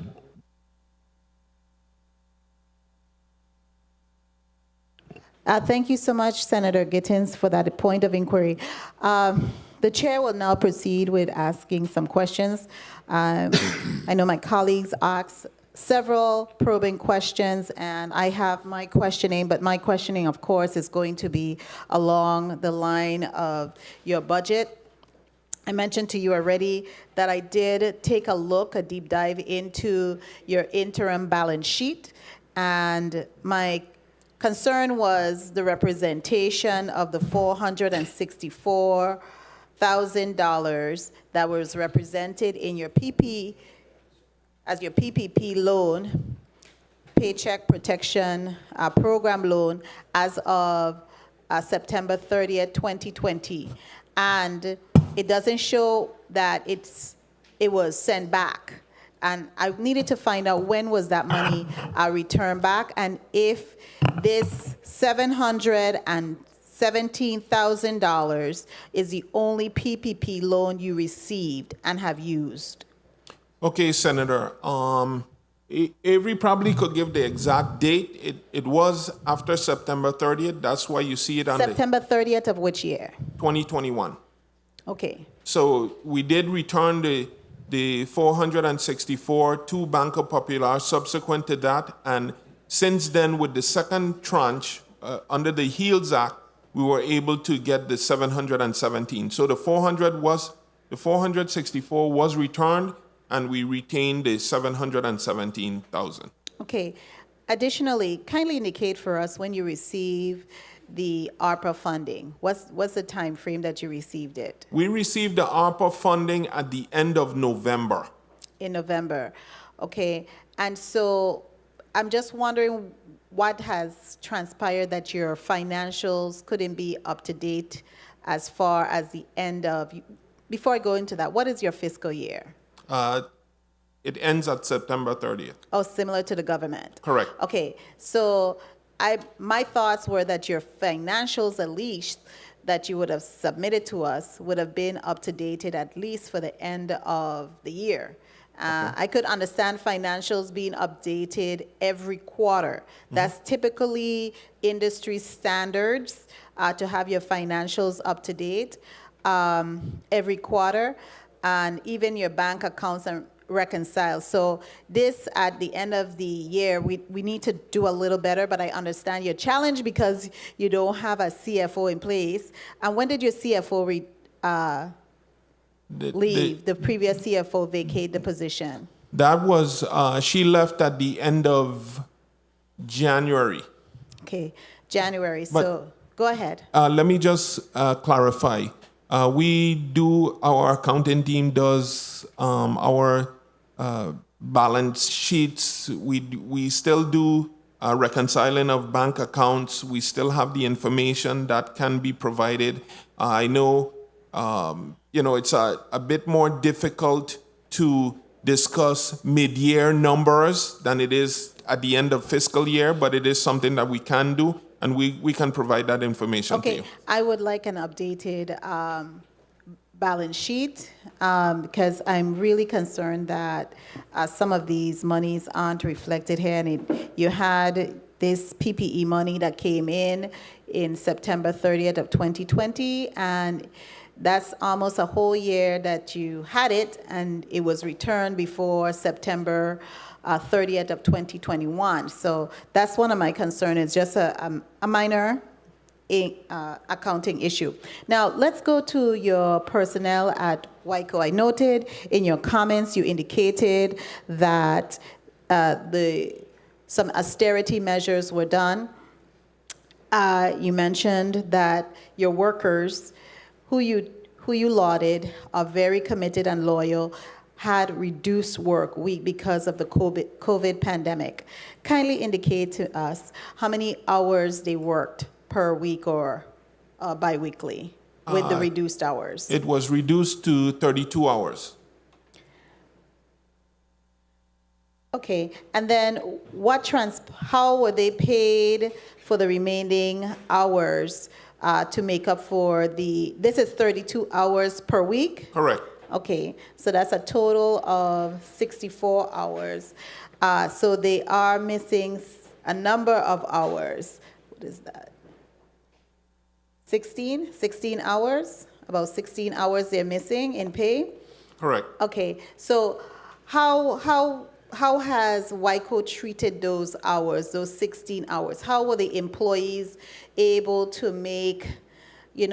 get any additional support? Were there any additional support? Because you mentioned that the ARPA funds came in November Correct. of last year, 2021. Correct. So how did the employees during that time, and what is the time frame that they worked these reduced hours? That was from April through November. And currently April 2021 or 2020? Correct. 21. April 2021? Correct. To November 2021? Correct. Okay. And we're currently working with our financial advisors in trying to find a way to be able to make the employees whole. Okay.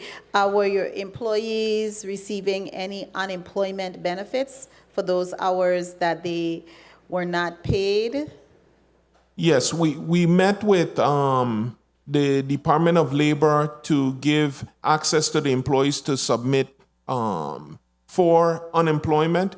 We did get some complaints from some employees that though they submitted all the paperwork to labor, they have yet to hear from labor on it.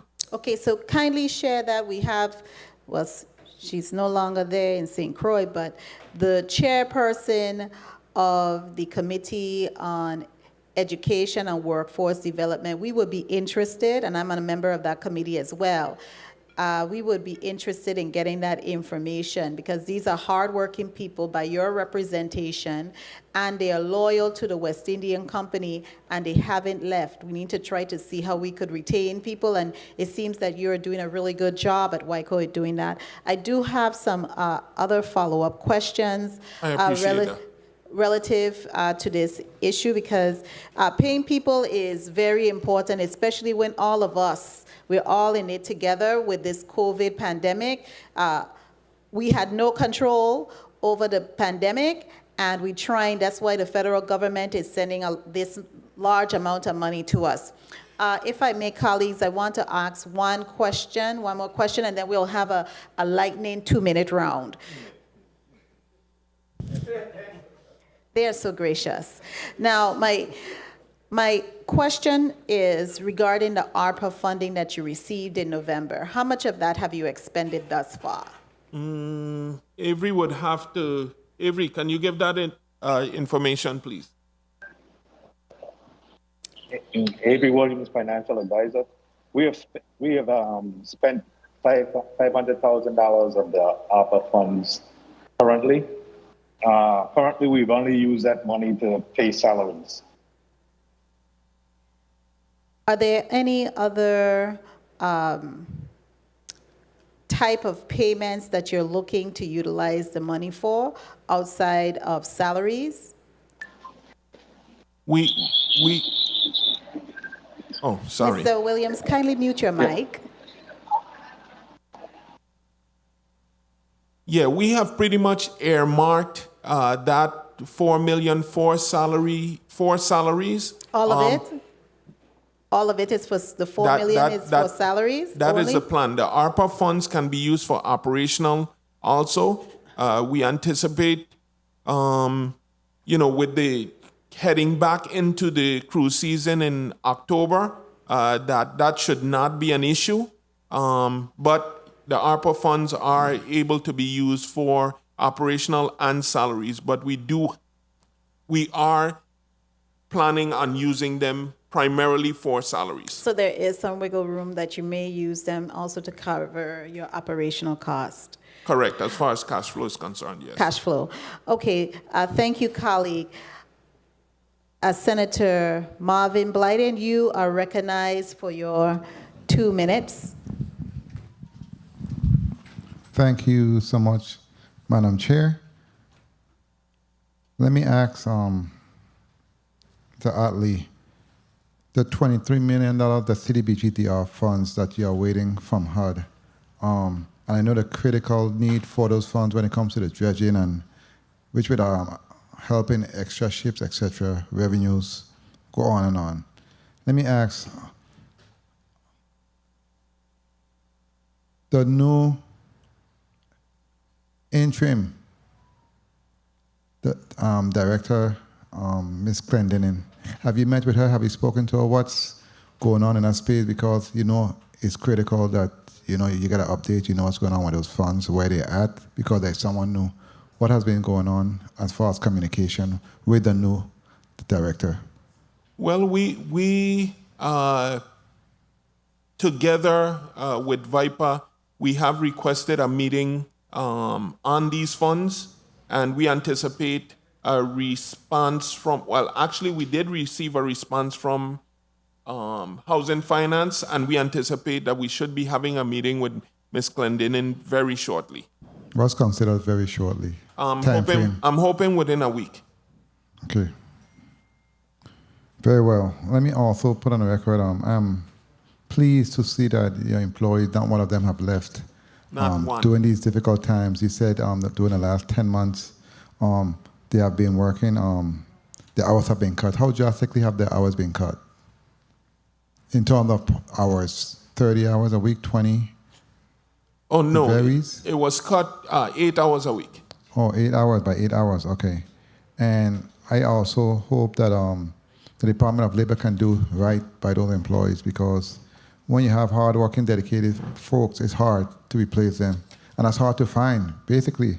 And the work they do shows that they do care about the territory as a whole.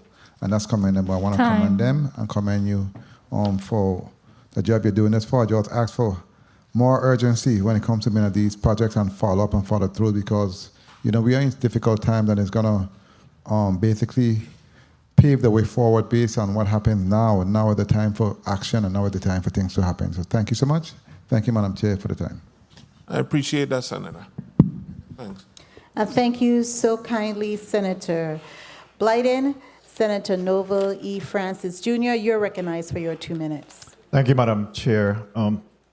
President Attlee, are you under any specific goals or tasking from the board? Is there anything that you are specifically tasked with accomplishing? The most immediate thing that I'm tasked with is a couple things. The most important one right now is getting our bank loan refinanced. So I've been concentrating for the past 3 to 4 weeks on,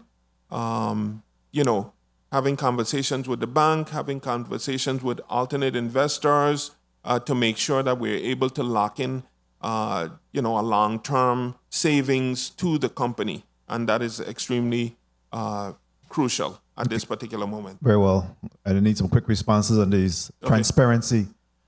Where are you documenting and accounting for the responsibilities, the finances of everything for Whitaker?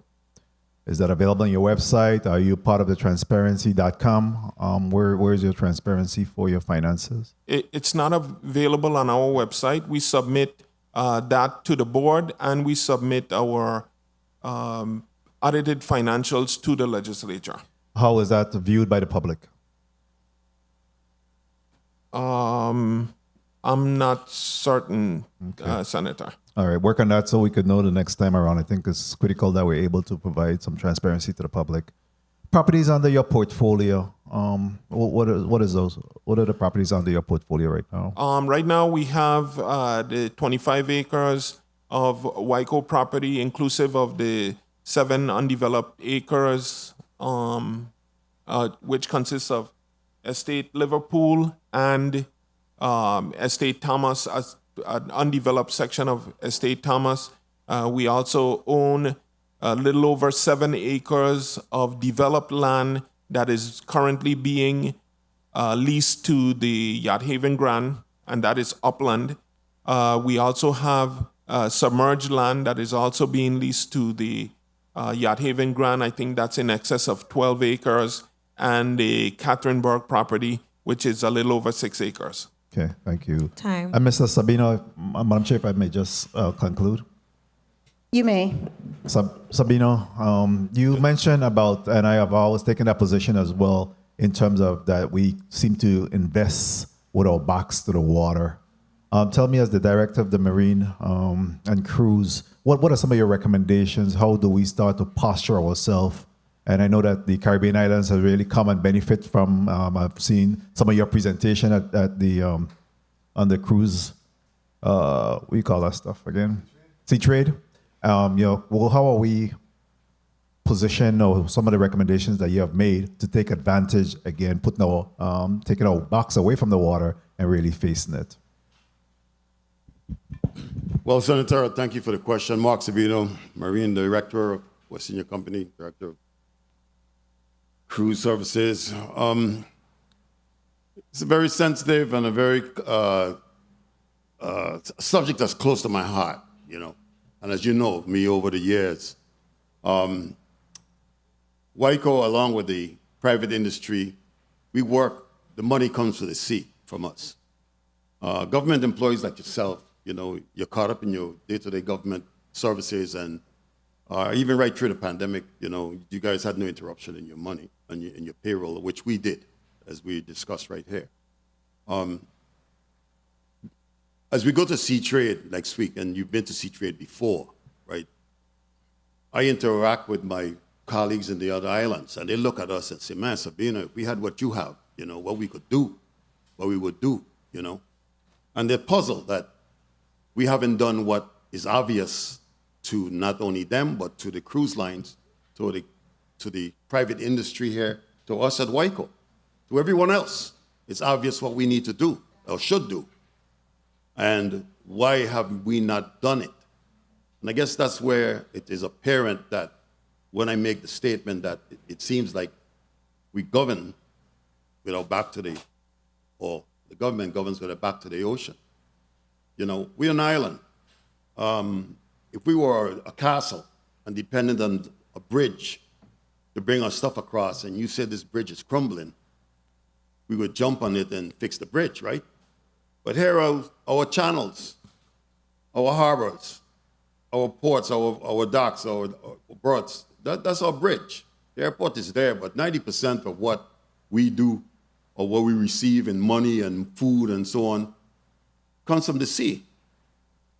And when it comes to the West Indian Company, historically, and looking at the record, there's no other entity in the territory that brings in more money directly or indirectly than the West Indian Company.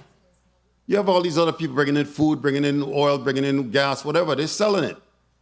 What we do at West Indian Company, we maintain the gate. We have done everything that we can do, but we can't go any further because we don't control the channel. We don't control that gateway. Right now, we are bleeding ships. Ships are passing by us all the time. I do whatever I can do when it comes to my relationship with the captains, with the professional harbor pilots of the Virgin Islands Port Authority, to get certain ships in that were questionable, such as the Carnival Mardi Gras, that we got in, but that's because of relationships with the specific captain of that specific ship. And that's what it comes down to. You might have a captain that, no, I'm not going to do that. But once you know the captain and you get the right pilots, you will get that ship inside. This harbor, our channel, is the ships have to do a weave to get around it, And as you know that, we don't keep everything we make, right? I don't want to go down that road, but the channel isn't ours. So I guess we rent the channel. I don't know. But it's hard for me to sit there at my desk, right in front of me here, and paperwork in front of me right here, and see the ships that we are bleeding going by, when our neighbors before us and the neighbors downstream have done it all years ago to prepare for the increase in size and numbers of the ships that were coming. And before Mr. Artie were there, it was Graham, and then it was Mr. Bushelter. We warned you, even Bushelter, we warned you, we said, listen, if we don't do this, we're going to start losing. And there we are. We've lost. We're behind. Now it's for us to say, hey, we're going to do it. We need to do it, because if we go up to Sea Trade and say, we're going to dredge, we're going to dredge, you know our history. Even the Army Corps, how many times we've been to the Army Corps, and they say, okay, we're ready for you, and then change our mind, So,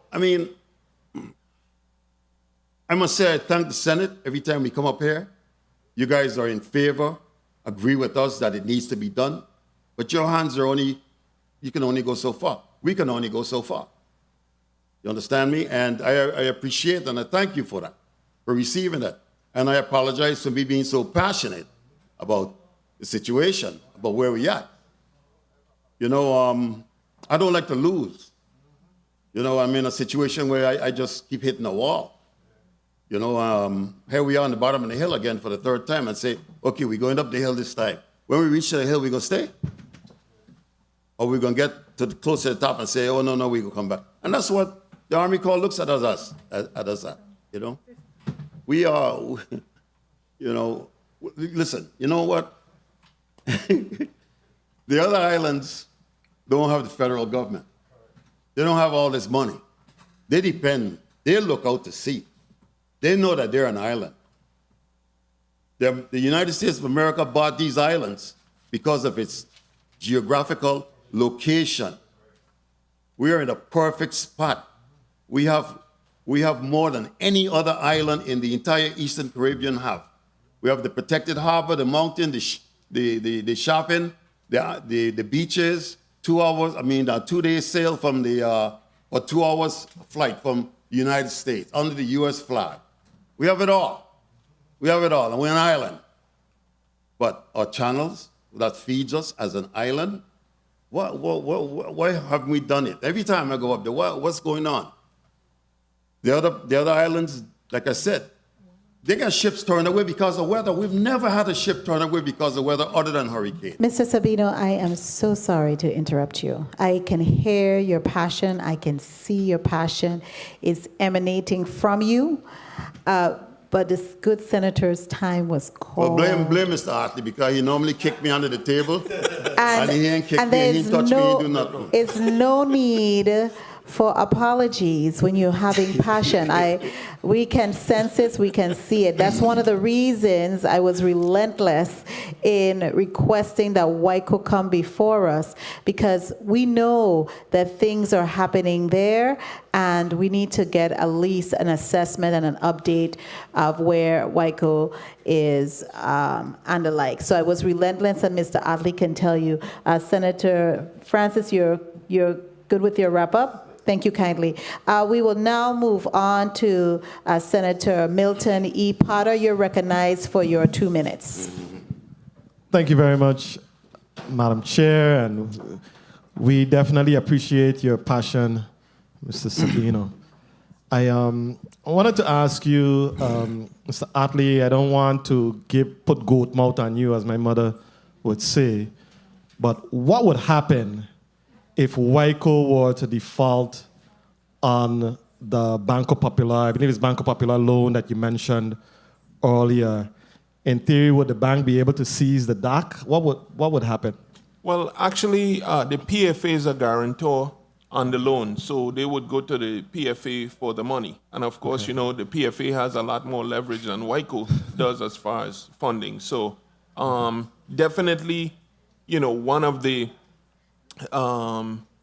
conversations that we do have is the intent by the governor and personally the executive director of the PFA that losing our dock to the bank will never happen. Okay. You've allayed my concern. Is Whitaker still interested in having the additional pier constructed at the waterfront? I heard some talk about that back in the day. Is that still something that Whitaker is still interested in? Let me approach that one cautiously. I will say we have gotten pushback, but it is Whitaker's passion to increase our berthing, and we find in the waterfront area, as you know, next to our property, the most ideal spot based on that lovely promenade we have coming from Whitaker into the heart of town. We find that to be the best place for Whitaker to pretty much get additional berthing to the cruise lines.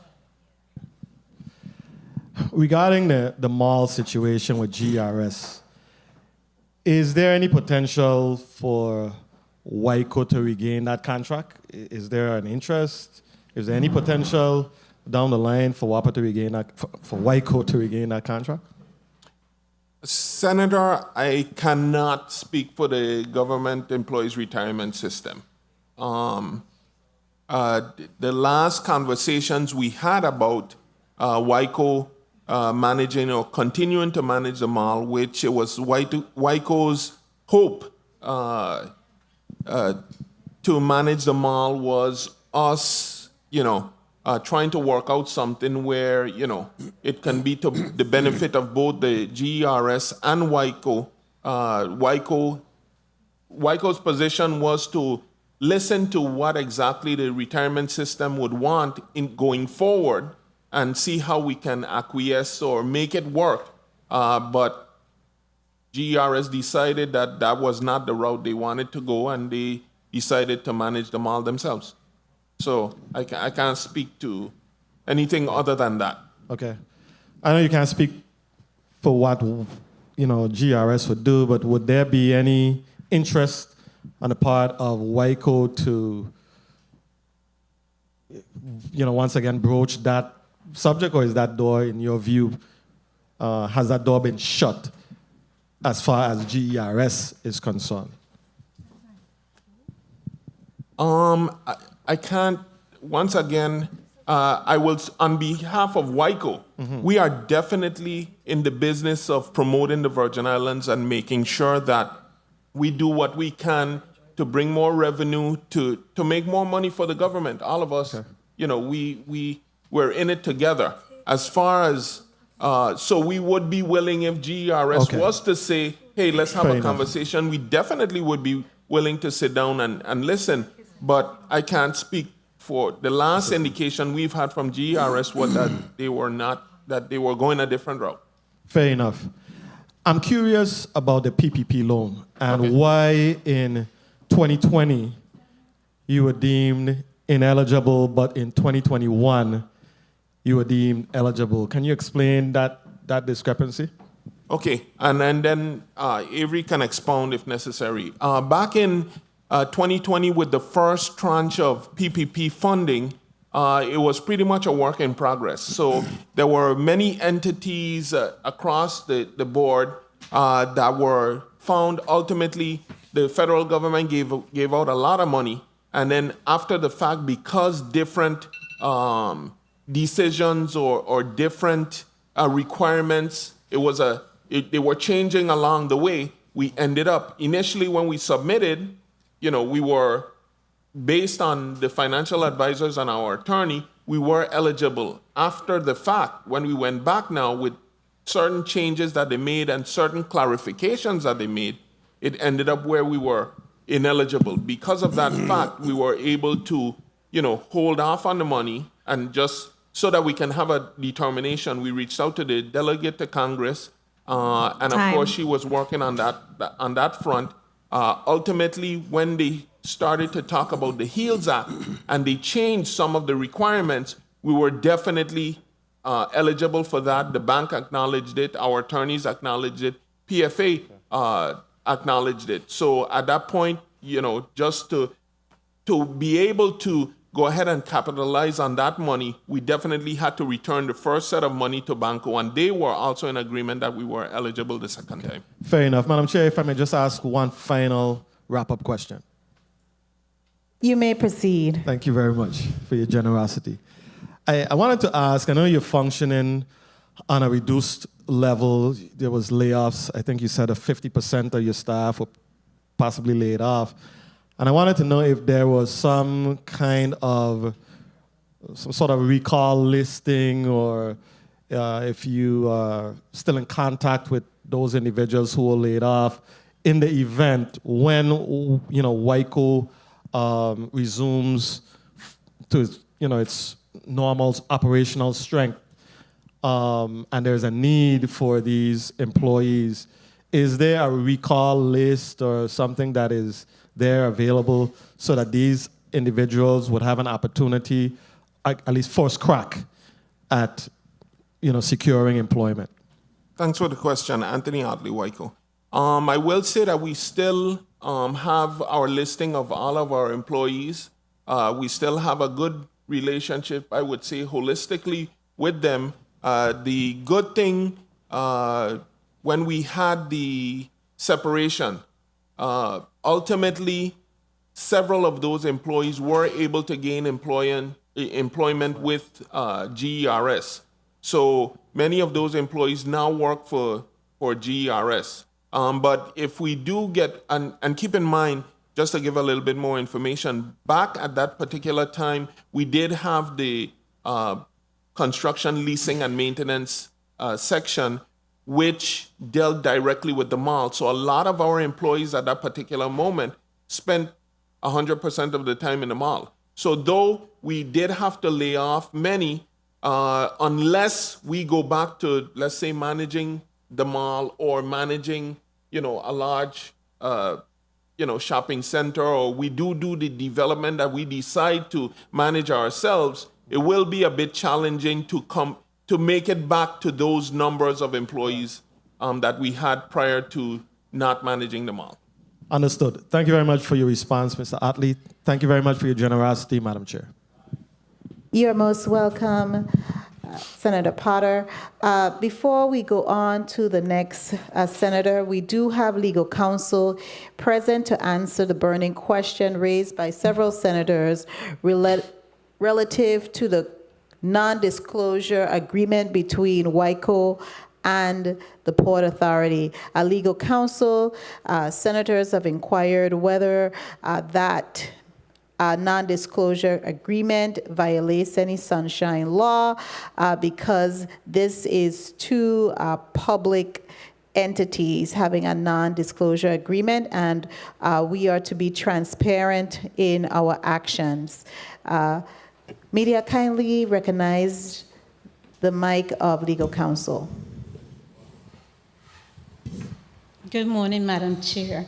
To answer the question that was asked whether two public entities can in fact have a non-disclosure agreement, the short answer is no. However, both the Whitaker and Port Authority are, although they're governmental agencies, they are also set up as corporate entities. For instance, Whitaker, which was founded in 1912 prior to the U.S. acquisition of the Virgin Islands, was set up as a public corporation, and therefore that corporation can sue and has the right to be sued and does not enjoy the same immunity as other central government agencies, except to the extent where the legislature gives the entities that clear immunity.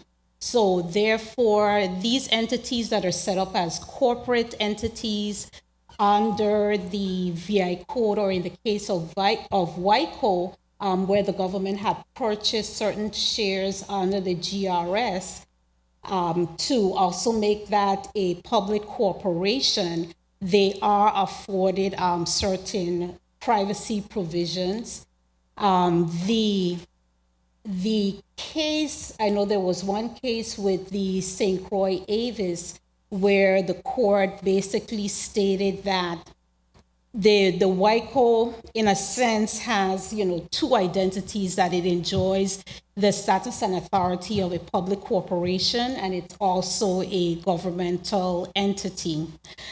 So to that extent, yes, their records can be examined pursuant to the 3 VIC section 88A.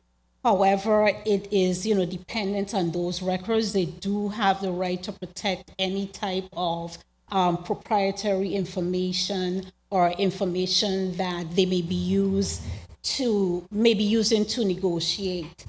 Additionally, in the 24th legislature, they did pass legislation which was vetoed by the governor then and then overridden by the legislature, that the Whitaker has to provide quarterly financial information to this body. So that is also part of the statutory requirements that Whitaker has to follow. Thank you so much, legal counsel. Colleagues, we're going to stand in recess for about 3 minutes. The Committee on Government Operations stands in recess for 3 minutes.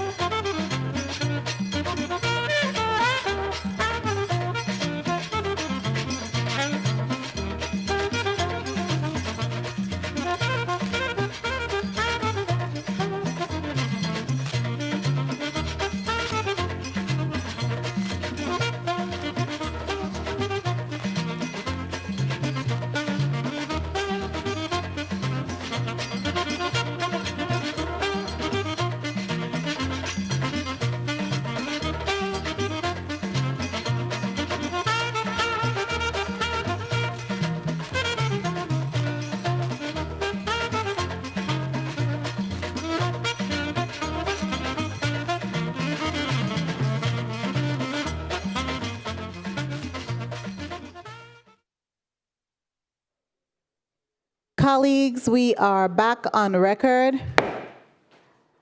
Senator Javon E. James Sr., you are recognized for your 2 minutes. Thank you, Madam Chair.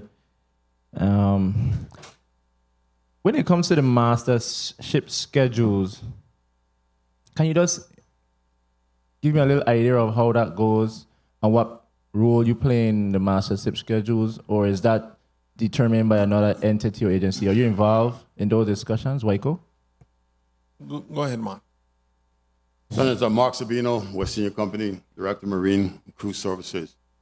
Senator, Whitaker in the beginning was the agent, the primary ship agent in the beginning, even under the Danes.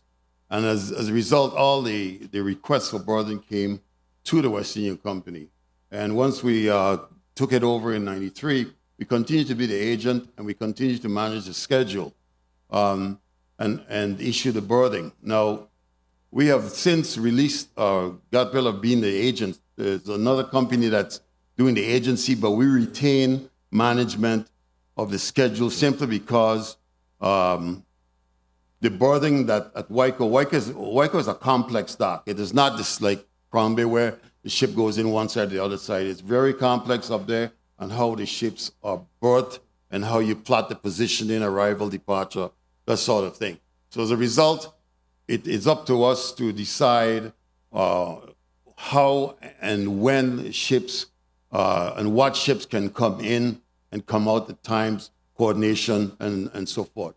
Because the reason why I asked that, I know it was made reference that you had to diversify during COVID-19 and you started to get involved with the freight and shipping of certain ships. That's correct. So, we opened ourselves to handle anyone that's looking for a berth, whether it be yachts or even cargo, where we can take them, providing that a cruise ship doesn't want the berth. We will take even now in between the cruise industry, we manage and so is that something you plan to do in the long term? Of course, okay. Absolutely. All right, so I'm happy to know that you're diversifying your economy. And like I said, crisis do bring up opportunities. It's up for us to have the bright minds, and I must say that was very smart of the Whitaker group. But I saw here where you took some austerity measures. And you said some of these measures will remain in place until passenger arrivals return to their pre-pandemic levels. Can you speak to those austerity measures that are no longer in place and those that are in place? Okay, Senator.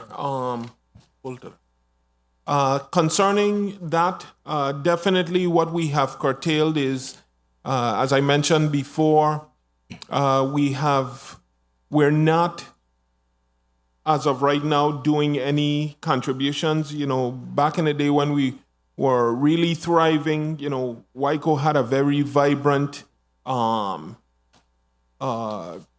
donation or where we would give back to the community. At this particular time, we're not able to. So that is something that we're not able to get back to at this particular moment. And the next others?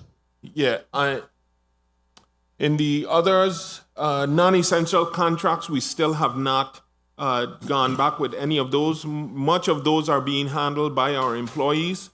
The board stipends, we still have not revisited that. And we have renegotiated those essential services, and we are no longer in the reduced work week, and we don't intend to go back to that. Okay, so because what I was trying to get at is just to get an idea of which ones you're no longer having in place and which ones you plan to have until you see those numbers get back up. My time was called, and I try not to abuse my time. So in respect for my other colleagues, I will wrap up. All I would say is continue to do the great job that you're doing.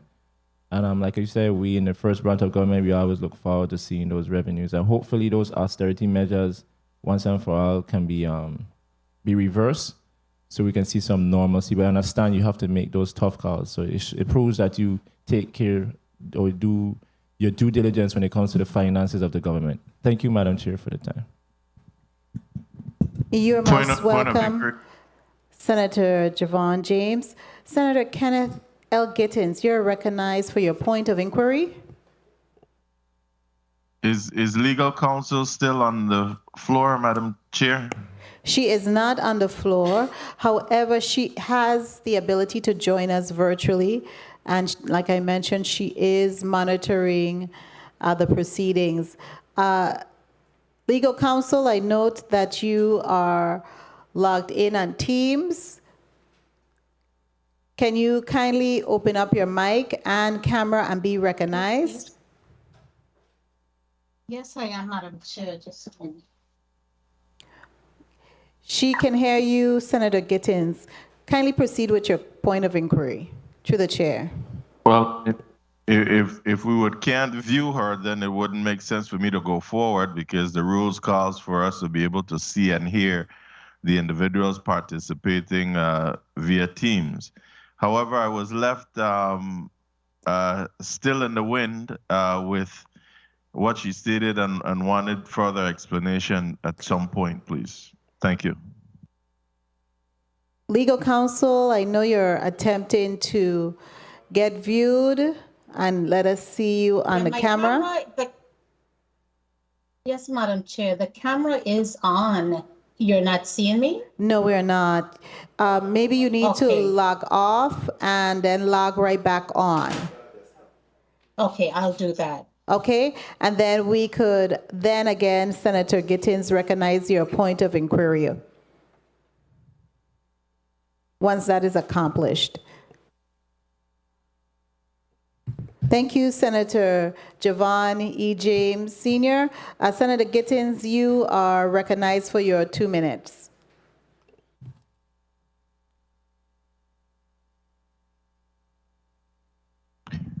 Thank you, Madam Chair. However, I will use my 2 minutes to have this conversation with legal counsel once she logs on or once she comes back to the floor. But I must state that I was left even more confused hearing what she stated before. I'm not certain whether or not these government entities, if she's saying that they can be secretive in their affairs or not, because she began by stating that they cannot and then went into explanations of other reasons sounding as if why they can.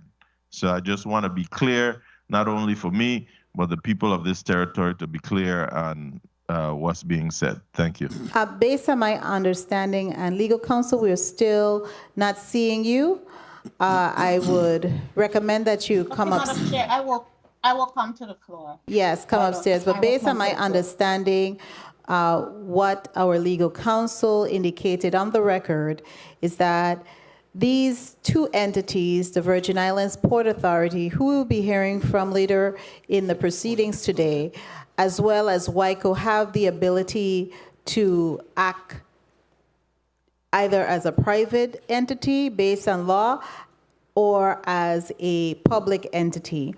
And it's really dependent on the proprietary information that they're sharing and they're using. It depends on the circumstances of that. So those are some of the peripherals and circumstances wherein those two entities can act. I know for where I used to work, the Virgin Islands Housing Authority, there were times when it was beneficial to the agency, they acted as a federal agency when it was to their benefit and to the people who they serve benefit. And then there were instances when they acted as a state agency.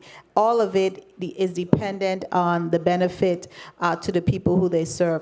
While we await legal counsel to arrive and to allow Senator Gittins to ask his inquiry and get clarification on his time, I'll proceed with Senator Franklin D. Johnson. You are recognized for your 2 minutes. Thank you very much, Madam Chair. You know, I want to say to Mr. Saab, you know, I really appreciate your passion. So my 2 minutes going to be with you, and you could take all of it. When was the last time the harbor was dredged? So the last time the harbor was dredged was over 50 years ago when they created Concrine. the sand field down there. So I've been listening to some of your explanations. So you're saying that based on what's going on with the harbor now, the ship pretty much have to use its computer device to see where they can navigate and come in? The channel, as channels go, we have a range, which is up by Katerinburg. You got the two red things at night, there's flashing lights. The ships have to line up on that. That's a center range. Of all the channels in the United States, most of them all, they have a range. Once you line up on a range boat, it's electronically or visually, you come straight down the channel. In our channel, the ship cannot line up on the range. If the ship comes down the range, it's going to run aground. So it has to weave and adjust its heading down as it comes down. There's intrusions from the side into the channel where the ship has to do like an S shape or angle its approach. Cannot follow the range. You know, it's sad to hear that because we had 2 years. It's more than 2 years. I mean, when I said 2 years, the pandemic gave us a big window where nothing wasn't coming. and we should have capitalized greatly on that opportunity. So now we're talking about ships starting to move again, and we're in a quagmire with this. I mean, it's sad hearing it, and I really appreciate your passion and you know, feelings about your job and what we're trying to do here in the Virgin Islands. We want to compete, but we ain't serious. I appreciate you know, bringing that to attention and understand that. You could finish. You could complete. So that you're aware, Mr. Sabino, you may do a brief wrap-up because we do have other testifiers who are here in the chambers, and we are running a little bit behind time. I think I made my point. Thank you very much. I made my point. I really appreciate. Thank you, sir. I really appreciate what you bring to the table and what you explain, because it's important. It's important to us as a community, as a territory. If we're going to say we're competing in the tourism industry, we have to do everything to make sure that these ships could come in, and most of all, safely. That's the most important thing here. And based on what you explained. God forbid a ship runs aground, the channel will close. I'm so sorry, Thank you my very dear much. Senator and Mr. Sabino, your time has been called. Thank you kindly. Point of inquiry, Senator Novell Francis. Thank you very much, Madam Chair. I just wanted to add to that conversation in respect to that we have to be strategic in our approach with this. I know that the Port Authority sometime back had a dredging done.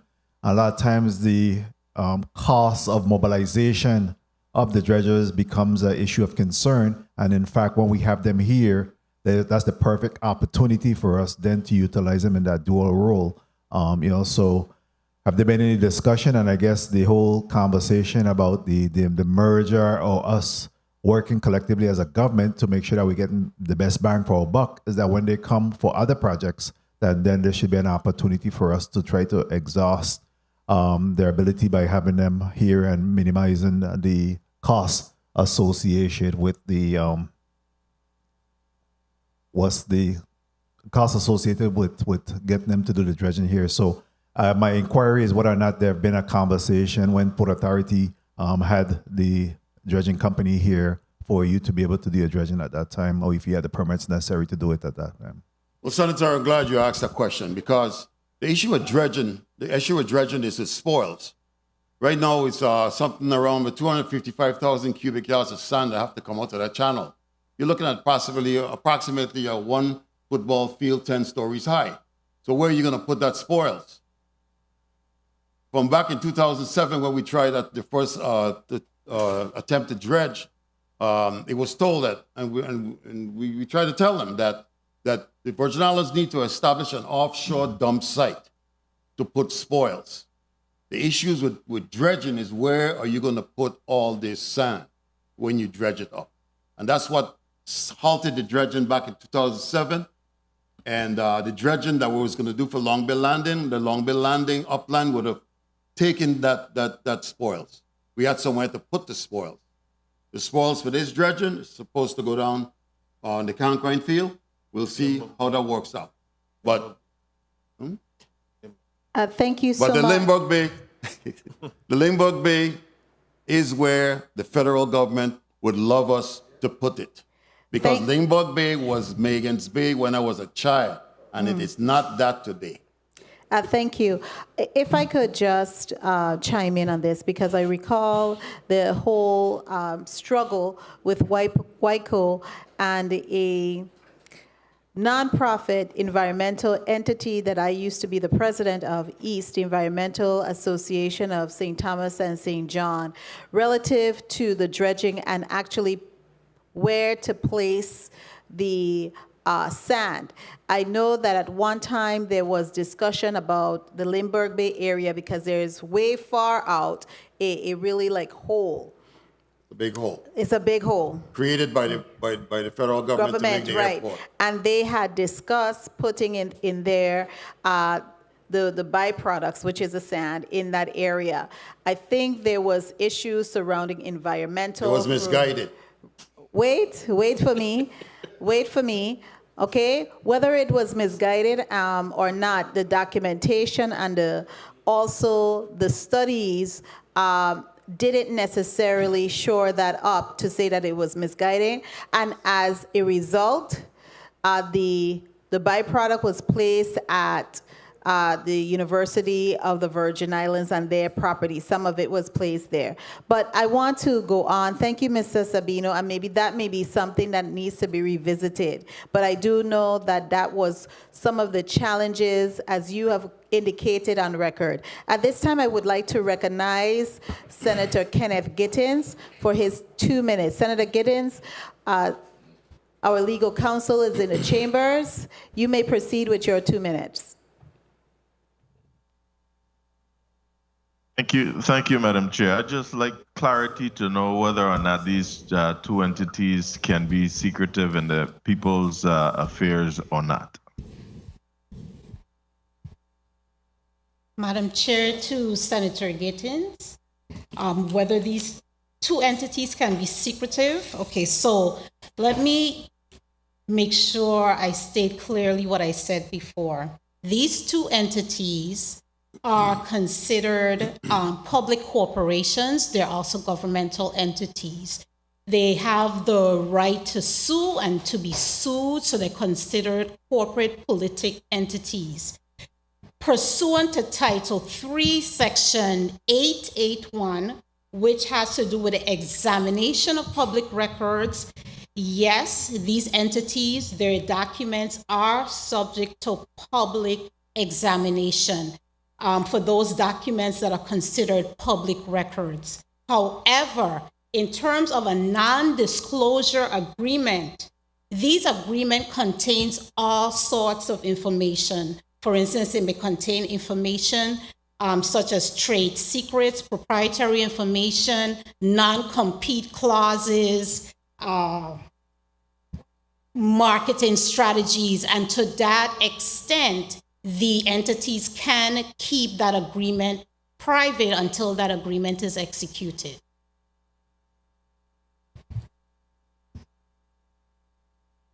Senator Gittins, your time is running. Do you have a follow-up question for our legal counsel? No. I'll just simply state then, so as government entities as well,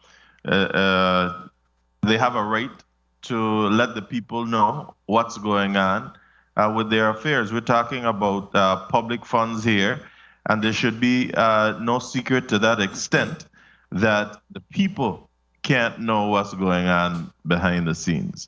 I'll just leave it there, but this is exactly why people lose faith in government. Thank you, Madam Chair. Legal counsel, you would like to add something through the chair? You are recognized. Through the chair to Senator Gittins, these In the mic, legal entities counsel. do not enjoy the same sovereign immunity as the governmental agencies that are in the executive branch or even this branch or the judicial branch. These are set up as public corporations. So their immunity only extends to the extent that the legislature grants them certain immunities, and this is why they are afforded certain privacies when it comes to negotiating certain agreements, because they can, in fact, be sued for certain information if that is released to the public. So they don't have the sovereign immunity that our regular government agencies have. Okay, I think it is clear. I will then start with my questioning, my 2 minutes round of questioning. I want to go back again, President CEO Atley, to my questions relative to the employees and the time they were placed on, I would say, furlough. I got a call during our break. I don't know if it's from an employee or whomever, but they indicated that they actually worked 24 hours, not 32, when they were on furlough. And I believe the time period you had indicated was from April 2021 to November 2021. And I do know that you have to have not worked less than 32 hours to be eligible for unemployment benefits. So the question is now, they didn't work, they only worked 24 hours for one pay week. Kindly indicate how are you and your team going to be able to make whole? And of course, you have already agreed to provide us with a listing of those persons as well as the time they worked and those hours, because they're missing to be placed whole. And we have all of this COVID funding that we should be taking advantage of. So is it correct, first of all, that they actually worked 24 hours instead of the 32 hours a week? Or was it some employees worked that amount of time and some others didn't? Like I mentioned, my office was fielding calls. We got a lot of calls regarding this hearing. Yeah, no problem. In clarifying, when I mentioned from April to November, all employees, and when you mention about a listing, I mean all employees, inclusive of management and the employees below them or under their management, worked at 32 hours for that time. And prior to that time, for 2 months, they were all employees were paid 40 hours. And then there was a short stint, I think it was 2 months, where they did work for 24 hours during the week. Okay, and like I mentioned, you said it best, the demonstration of your team members, your fellow team members as WICO, is that they have remained and they haven't looked for any other opportunity. Will you try to make them whole with some of the funding that you've received, or you're looking strategically at bringing them up to par, even talking to the governor's office regarding the pay check, well, not the paycheck, the premium pay, to actually supplement what they lost, knowing that some of them may not have been eligible for unemployment insurance because they worked above the line of demarcation to be eligible for unemployment insurance? Yes, Senator, I confirm. We have spoken, and the financial advisors are looking at ways how we can try our best to make the employees whole. Those are conversations that I'm having with the Office of the Governor to see how we can get that done also. Okay, and so do you have a time frame to do that and to really finalize those discussions and to put it in action? Well, as soon as we can identify the funding and make sure that we're eligible to do that, whether it be because of additional ARPA funding, we definitely will be doing it immediately. As soon as we can once we're eligible to utilize those funds, that's what we intend to do. Okay, so even though I am not a member of the Committee on Finance, I follow in a big brother's footstep and I attend the meetings. If you could get in contact and give us a listing as well as all of the funding that you're needed to make those hardworking, dedicated and loyal employees of Whitaker whole for the time frame that they did not receive any unemployment insurance, one, and also they did not get paid, that would be great.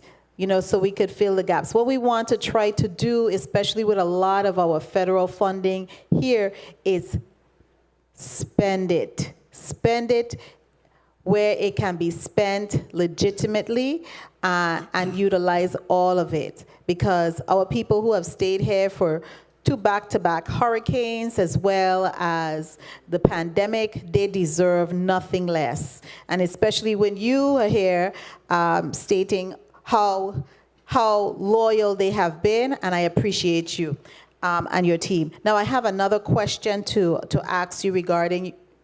I just want to say for the record, I really appreciate what you just said. We will definitely be back in touch with you for any assistance that you could provide. Yes, and it's not me alone. Yeah. We work as a team. Yeah. So it's the we. Gotcha. Okay? Thanks. All right, thank you. Now, also I want to mention, to ask you regarding leased properties. We haven't talked about it, and I didn't really focus too much on your balance sheet, and I'm hoping that we will be able to get your balance sheet information up to dated.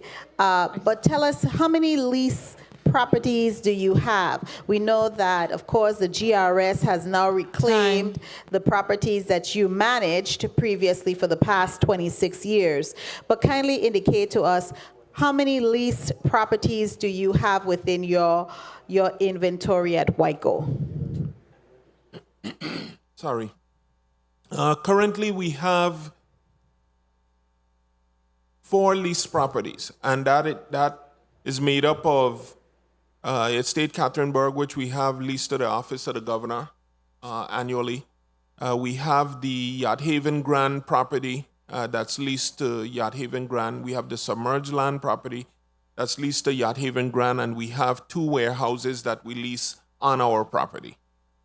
Okay, now these 2 warehouses, which entities have a lease with you? With the 2 warehouses?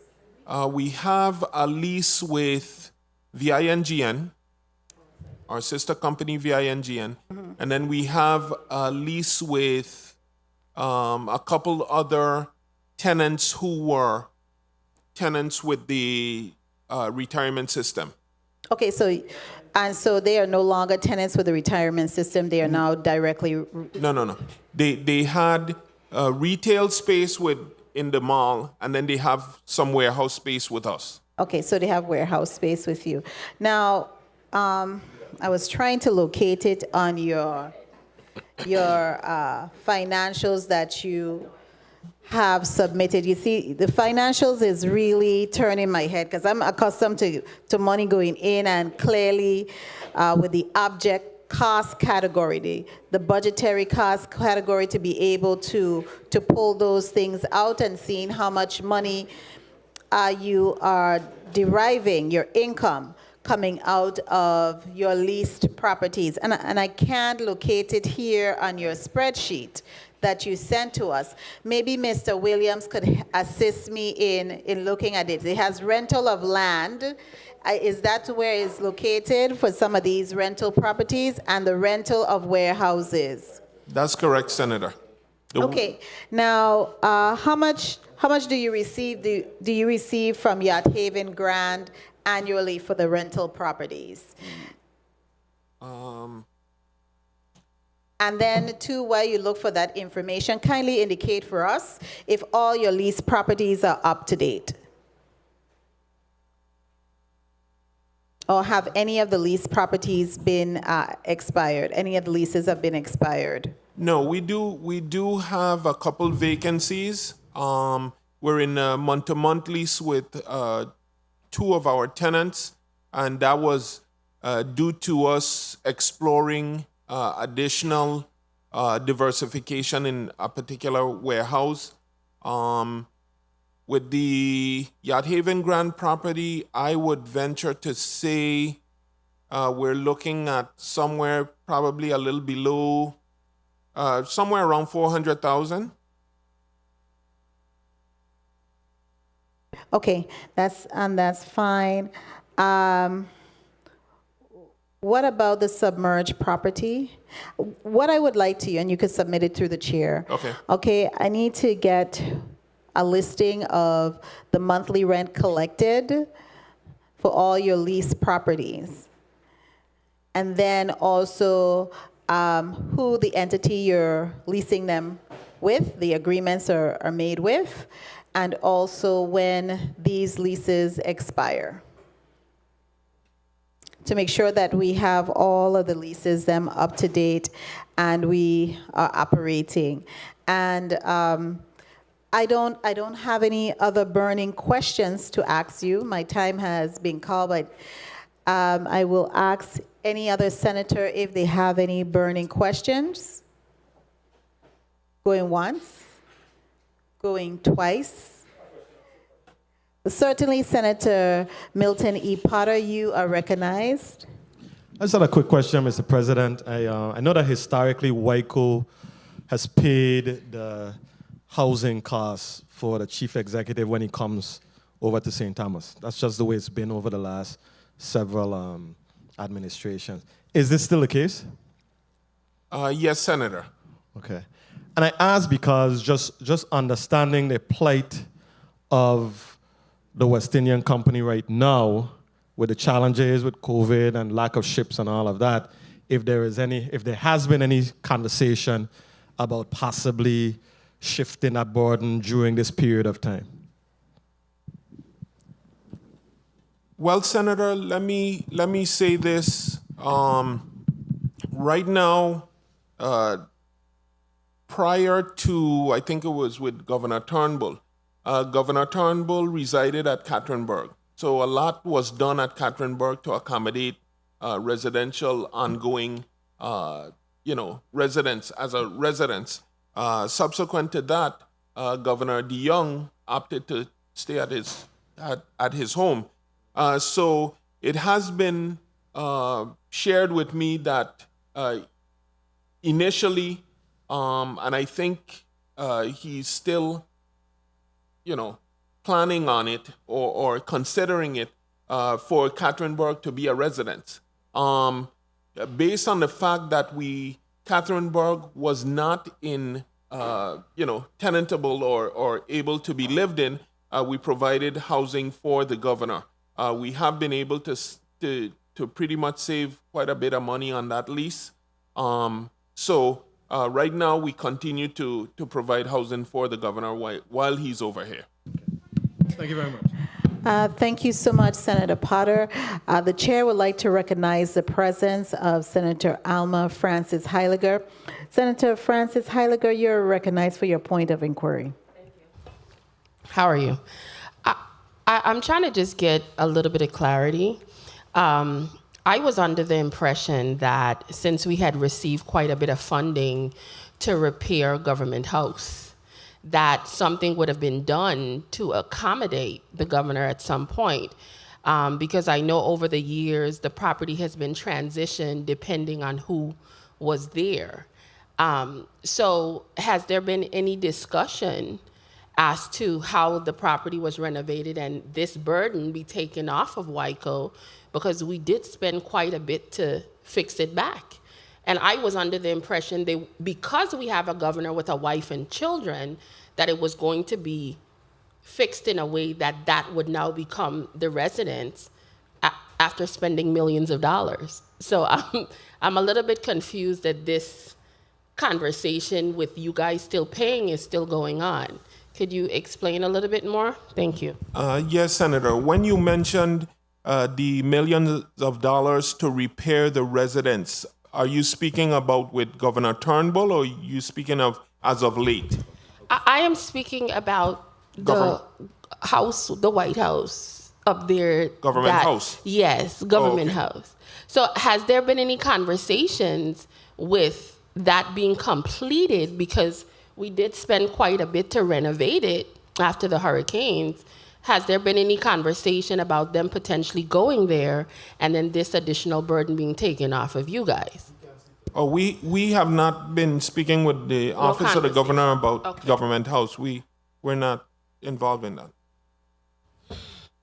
I suspect, and this is just a suspicion, where the line of questioning was coming from the good senator. Before Whitaker was acquired by the government of the Virgin Islands, the governor's residence was in government house on the 3rd floor, if my memory serves me correct. I've been around a long time. I may look a little young, but I've been around a long time. I'm just well preserved. And so that is the question, whether or not they are going to use the 3rd floor as before as the governor's residence, which you can't answer that. And so you don't have to worry about paying for the governor's residence out of Whitaker funds because Catherine Berg is no longer usable, because it still needs to be repaired. I think that's what, I suspect that's what the good senator was trying to get at. Okay, since we have no other burning questions and we do have a long agenda before us, I would like to allow our testifier, President CEO Utley, to do a 30 seconds wrap up. Thank you, Senator. I would like to thank you for affording us the ability to come before the Senate. I know, and as you said, you've been behind of us to come here. I think we missed probably 2 or 3 sessions, but of course, due to your grace, you understood the reasons why I was not able to make it, but I was intent on making sure we come so that we can present our situation where we're at, what we need as a company to continue to keep the Virgin Islands in the forefront of the cruise industry. So I appreciate you. I appreciate all the senators today. I appreciate the questions. We definitely will be back to you with many of the items that you requested. And many of the senators do attend C-Trade, which I think it's amazing. And of course, we will avail ourselves to do any one-offs with any of you, any questions that you may have, please feel free. So I'd like to thank you once again for having us here. I'd like to thank Sabino and my support staff over at Whitaker, and Joe Francis. He didn't get a chance to come up here with us. But I want to thank you guys for giving us that opportunity, and we will continue to be partners and come before you for any questions that you may have. And don't be a stranger. Feel free to reach out. Thanks so much. Thank you so much, Mr. Utley. Again, I want to commend you on submitting your testimony timely as based on our request. And thank you for your team and all of those persons who are here today representing and supporting you on behalf of the West Indian Company Limited. The Committee on Government Operations and Consumer Protection stands in recess for 5 minutes.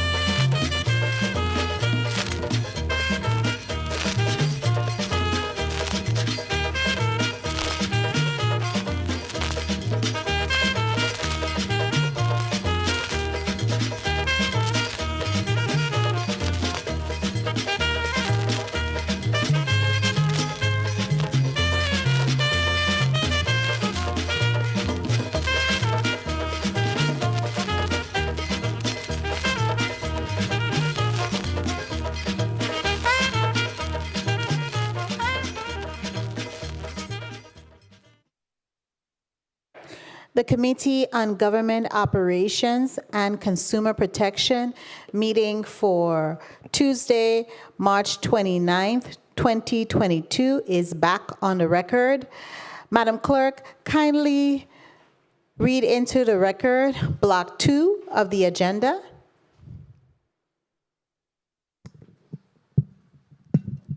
Block 2.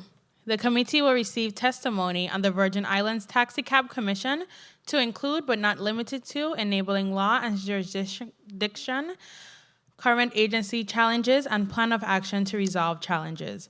The invited testifiers are Ms. Linda Smith, Acting Director of the Virgin Islands Taxi Cab, and Ms. Loretta Lloyd, Chair of the Virgin Islands Taxi Cab Commission Board. Thank you so much, Madam Clerk, and for reading into the agenda, into the record rather, the Block 2. We have before us testifiers from the Taxi Cab Commission.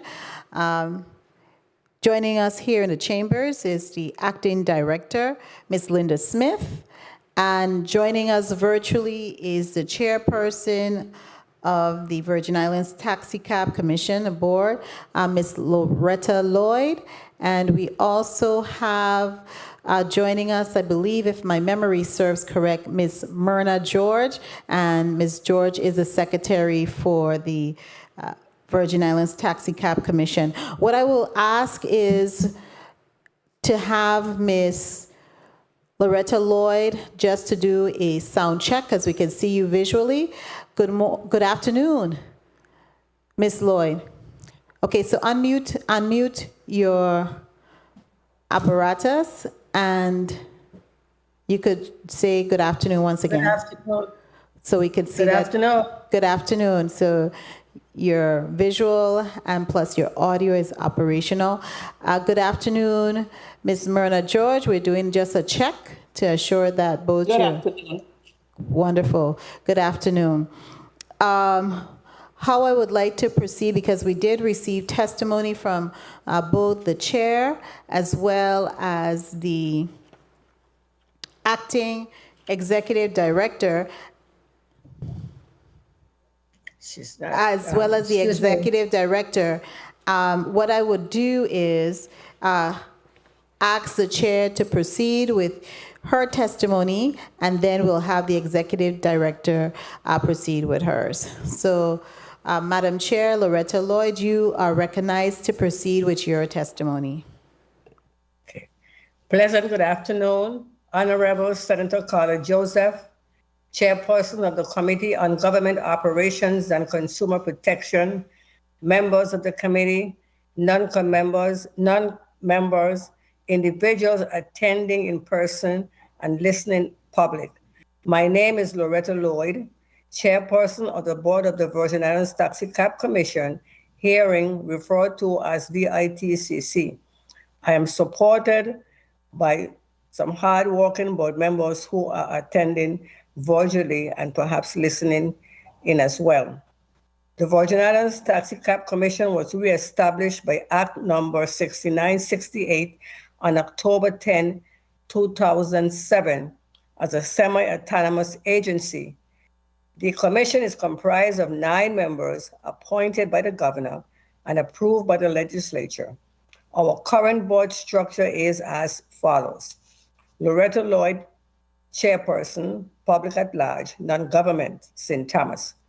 Elizabeth Hanson Watley, Vice Chair, Department of Tourism, St. Croix. Mona George, Secretary, Department of Licensing and Consumer Affairs, St. Thomas. Vincent A. Georges, Retired Law Enforcement, St. Thomas. Franklin Bradwitt, Active Taxi Operator, St. Thomas. Sweeney Toussaint Jr., Active Taxi Operator, St. Croix, term has expired. Camille Paris Jr., Active Taxi Operator, St. John, term expired. There are 2 vacant positions, one on St. Croix and one on St. John. As for Act 3, Section 274 F and 11 of the Virgin Islands Code, the Commission may hire an executive director, taxi inspectors who, in addition to the powers granted elsewhere in this code, shall have the specific power to issue traffic citations for the unauthorized operation of a taxi, and that such employees as the Commission considers necessary to carry out the purpose of its duties. And F12, exercise such other incidental powers that may be necessary for the purposes of its establishment and operation as are not in conflict with the law. Excuse me. On August 30th, 2021, the board hired Linda I. Smith as the new executive director. Director Smith is based on the island of St. Croix. On March 21st, 2022, the board by majority vote confirmed the employment of Ms. Vernice M. Gomes as Assistant Executive Director effective April 4th, 2022, and will be based on the island of St. Thomas to cover our constituents both on St. Thomas and St. John. On March 21st, 2022, the board by majority vote agreed to enter into a contract for the legal services of attorney Ateem Abraham to serve a period of 2 years. This attorney will be under direction of the board. Immediate needs are to develop bylaws for the board, draft the standard operation procedures, SOP, for our enforcement officers, review Title III, 274, and Title 20, Section 401, X sequence of the Virgin Islands Code, and submit amendments where necessary for accuracy and consistency. This is of utmost importance in order to update the rules and regulations handbook for the automobile for hire industry and submit for promulgation. Unfortunately, we have so many processes that had not been addressed under previous leadership, which contributed to the delays. In drafting a human resource manual for all administrative employees, accompanying Virgin Islands Taxi Cab Commission leadership at legislative hearings, attend taxi citation hearings, and the event of any appeals or legal matters filed in the Superior Court of the Virgin Islands. Said attorney will represent VITCC and any other legal matters. The board has established the following committees: budget chaired by me, Loretta Lloyd, enforcement chaired by Mr. Vincent A. Georges, rules and regulations chaired by Mr. Sweeney Toussaint Jr., and human resources chaired by Ms. Elizabeth Hanson-Watley. We are in the process of formulating the guidelines for each committee. On July 6, 2021, the Virgin Islands Taxi Cab Commission and the Bureau of Motor Vehicles have finalized, adopted, and implemented the process of pertaining to the second stage manufacturer certification of all modified vehicles, commonly known as safaris. The official tariff for automobiles for hire on St. Croix, St. Thomas, and St. John has not been increased since 2005. In addition, the cost of living and the cost of fuel has risen exorbitantly. In fair consideration to our industry operators, on March 21st, 2022, the board voted to increase the tariff by 50% across the board. Once the document is completed, we intend to do a public service announcement so that all persons affected will become aware. We'll also notify the industry operators they need to come into the office and obtain the updated official tariff. VITCC continues to struggle with the challenges of the governor's executive orders and proclamation during the current COVID pandemic. Our enforcement officers continue to report to the Virgin Islands Police Department at the expense of the Virgin Islands Taxi Cab Commission. We are bearing the burden of paying the salaries and fringe benefits of our enforcement officers and the fuel and the maintenance of VITCC enforcement vehicles. This is a tremendous strain on our financial resources and contributing to a major setback for the effective operation of an agency that relies on generating its own revenues to cover all its expenses, including payroll. Excuse me. Should be known, based on the governor's executive orders and proclamation, there's no value in hiring any additional taxi enforcement officers because once they have completed their training at the VI Police Academy, they would be required to report to the VIPD. As such, until the governor's executive orders and proclamations are lifted, whereby VITCC would then have full functionality of its enforcement officers, we are not in a position to employ nor cover salaries and benefits within the current budget. The Board of the Taxi Commission continues to be focused on improving the automobile for hire industry. We are anticipating the return of limousines under the regulatory authority of the agency. Currently, they are being licensed by the Department of Licensing and Consumers Affairs. And to the best of our knowledge, there are no standard policies and procedures being implemented by the enforcement officers of the LCA. Tourism is on the rise, while COVID and its variants, Delta Plus, and Omicron are fluctuating up and down. However, during the period of March to August 2021, in the absence of the executive director, we had board members covering the day-to-day operations of the agency while committing to their daily obligations.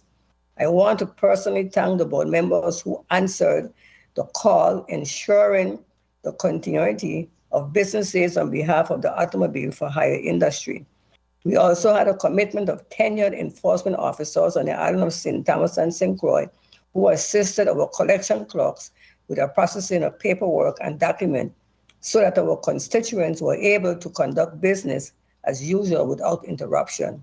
Again, I want to take this opportunity to express my humble gratitude to these individuals who maintain the operation of our agency on behalf of our constituents. While we are happy to serve the people of the Virgin Islands, we encourage all those that serve in their capacity as lawmakers to be well informed of the laws that guide the board before questioning the integrity and merit of board members who have answered the call to serve. Thank you for your invitation to appear before your committee to present an accurate account of the challenges the board continue to face, and the steps that we are taking to correct them. We are available to answer any questions you may have. Thank you. Thank you so much, Chairwoman Lloyd. We'll now ask the Executive Director, Ms. Linda Smith, to kindly read her testimony into the record. Good afternoon. Pull down the mic and speak directly into the mic. It is your friend. Okay. Good afternoon. Honorable. No? One moment, just a little bit of housekeeping. Chairwoman Lloyd, could you please mute your mic? It's still on. And Ms. Smith, be sure to speak directly into the mic so that our stenographer could record these proceedings. Thank you so much. You may go ahead and proceed. Honorable Chairwoman Carla J. Joseph, distinguished members of the Committee on Government Operations and Consumer Protection, and other members of the 34th Legislature, members of the media, and the viewing and listening audience.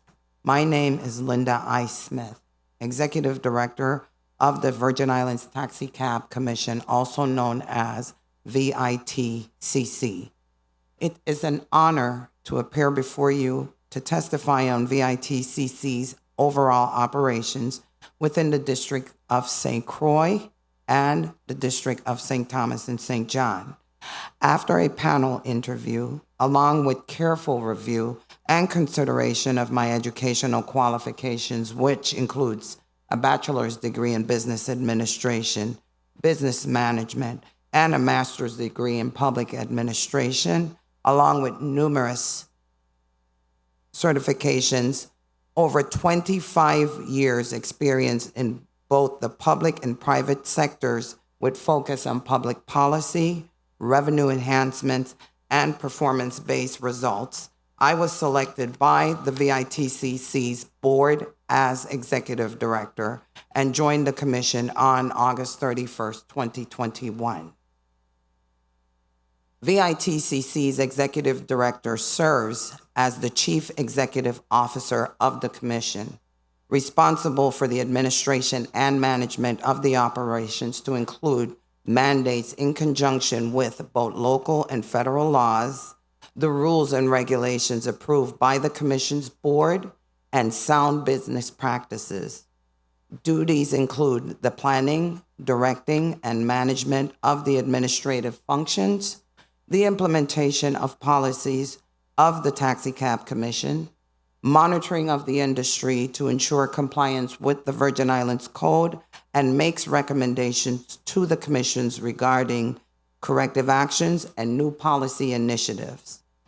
Under the Virgin Islands Code Title 20, Chapter 37, subsections 401 through 413, known as Automobile for Hire, mandates how the commission must regulate over 3,000 men and women of the industry through the registration and licenses, operators' badges, and identification cards, along with issuance of citations, tariff rates, and medallions.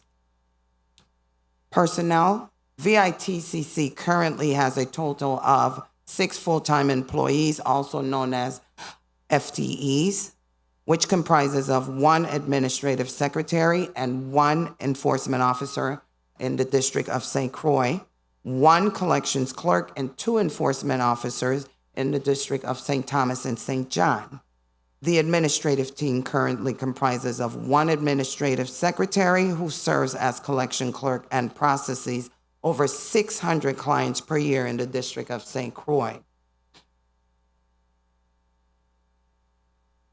and 1 collections clerk in the St. Thomas, St. John District Office who must process over 1,200 operators from the island of St. Thomas and over 170 operators from the island of St. John, all in accordance with the Virgin Islands Code.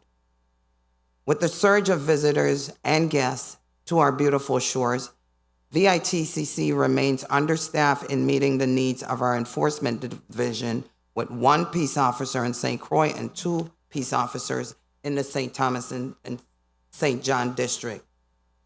Our officers are also frontline personnel and are responsible for monitoring taxi and tour stands at all port of entry, beaches, historical sites, and patrol the territory's road and traffic. This does not include Governor Bryan's executive orders and proclamations where VITCC officers also serve as members of the COVID-19 Joint Task Force. A resource assessment was conducted, and due to the budgetary constraint, VITCC is simply unable to hire additional personnel without additional funding. Technology, infrastructure, and enhancements. When I joined VITCC, at my request, the Bureau of Information Technology conducted a technology assessment on all equipment in both districts. The results showed that almost all computers and printers were in need of software upgrade and or needed to be replaced. Amid the COVID-19 pandemic and its numerous variants, the frontline personnel in the St. Croix office continues to serve clients in a very small office space, which is limited to 3 employees. The shortage of manpower continues to be evident, with the long lines of operators daily to be served by 1 person in the St. Thomas and St. John district. This requires the executive director to regularly provide her time to assist or solely serve our valued clients in both districts. This has allowed me, however, to gain full knowledge of processes, build relationships with our operators, and provide comprehensive assessments to the board. These assessments include the streamlining of processes along with the rebranding, updating, annotating of all service forms used daily by our clients and partners, such as the Bureaus of Internal Revenue and Motor Vehicle. Most frequently used forms were identified and in collaboration with the teams at both the Bureau of Information Technology and the Property and Procurement Printing Office. These forms have been today fully digitized in time for the upcoming relaunch of tcc.vi.gov, which is the Virgin Islands Taxi Cab Commission's website, slated for April 15, 2022. This new website will allow for clients to make appointments via the QLess software, inform operators of documentation requirements for all services, and upload documentation, and the VITCC personnel to process and store documentations on a cloud-based network, and the capability to interface with an operator's file in real time via BIT's ServiceNow contact management software. As the case agency for the Bureau of Information Technology's latest initiative, this will create a repository which will significantly reduce the Commission's use of paper and printing products by the end of calendar year 2022. Training.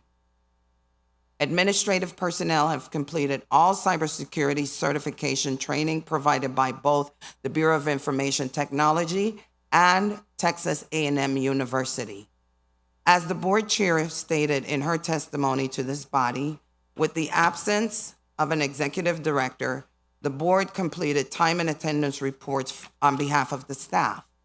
In November 2021, an in-house training module was developed and completed for the Department of Finance stat reporting system by key personnel and is now returned to our operation.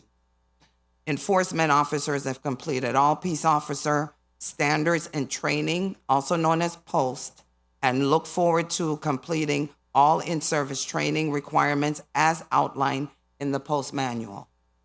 Revenue enhancements. On February 23rd, 2022, VITCC was awarded Part 1 of 2 of the LEPC's 2020 Coronavirus Emergency Supplemental Funding, also known as CESF program, for the United States Virgin Islands. This subgrant was successfully considered by the grantor without any findings or recommendations in the in-kind amount of $26,076.78, with Part 2 to follow. This executive director looks forward to again partnering with LEPC and draft and submit required documentation for consideration in the upcoming JAG grant, which is federally funded.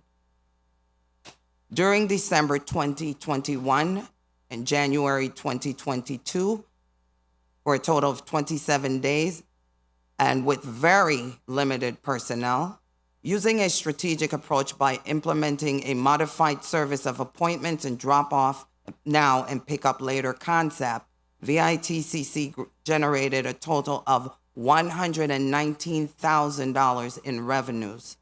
Reported results showed that these services required after-hour document preparations for the next day had to be first completed and included evening return and or reminder call to our clients. It also demonstrated that although press releases were published, postage of signage, distribution of flyers, and peer-to-peer advertisement were completed, the need for additional personnel is evident. Programs. With a wait list of over 1,300 names in the St. Thomas St. John district, the Taxi and Tour Certification Program, in conjunction with the Department of Tourism, the University of the Virgin Islands CEL program, which established under a Memorandum of Understanding in 2018, was revisited. After numerous meetings held, this program now allows St. John its own classes and designated curriculum. Class sizes have been increased to 30 students with the following sessions offerings per year: St. Croix, 2 sessions; St. John, 2 sessions, and St. Thomas, 4 sessions. In our efforts to remain compliant with local and federal regulatory laws, the executive director recommended that the agency undergo an audit of all administrative processes and transactions. This recommendation was approved by the board, and a formal request has been sent to the Office of the Virgin Islands Inspector General's office in September of 2021. Tariff. Under the Virgin Islands Code Title 20, subsection 405, the Virgin Islands Taxi Cab Commission rate schedule and tariff rate schedule, also known as our tariff increase initiative proposal, has been completed and submitted to the board for approval. This initiative contains a tri-island public awareness campaign and includes town hall meetings for the automobile for hire community, which is slated for April 4th through 6th, 2022, in which formal invitations will be sent to all members of the 34th legislature. The campaign also features a radio and television appearances and print media. In our continued effort to raise awareness, public service announcements through radio and supported by our website will remain a key service standard. A draft amendment of the Virgin Islands Code's Title 20, Section 259, which is our rules and regulations for taxi and tour operators, have been completed for submittal to the board for consideration and approval, and further approval. This is one instance, as there are many other key parts of the statute which can be considered as ambiguous. In conclusion, Pele, the great soccer player, once said, and I quote, "Success is no accident. It is hard work, perseverance, learning, studying, sacrifice, and most of all, love what you are doing. Love what you are doing," end of quote. These are just a few of the accomplishments since my arrival, but due to time, I will stop here. I thank you, members of the Committee of Government Operations and other members of the 34th Legislature, for inviting me to testify before you this afternoon. I'm prepared to respond to any questions you may have. Thank you. Thank you so much, Ms. Smith, for your testimony. Colleagues, we will proceed with one round of 5 minutes questioning, beginning with Senator Marvin A. Blyden. Senator Blyden, you're recognized to proceed with your 5 minutes of questioning.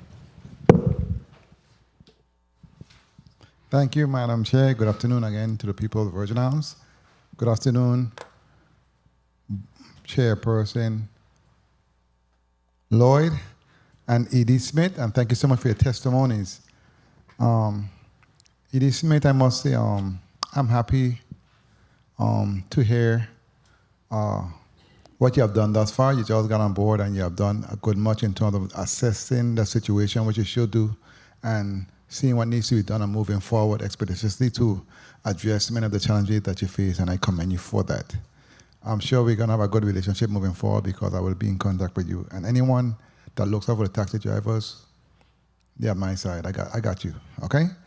Let me ask, in respect to the Chairperson Lloyd's testimony, you spoke to a 2-year contract with Attorney Abraham. What's the amount of that contract? May I ask? You're muted, Chairperson Lloyd. You can unmute your mic when you're speaking. And, yeah, it's going to be a 2-year contract for $60,000. Okay, very well. Thank you for that. And let me ask in respect to the tariff and the 50% increase. I have a problem with that. Let me tell you why.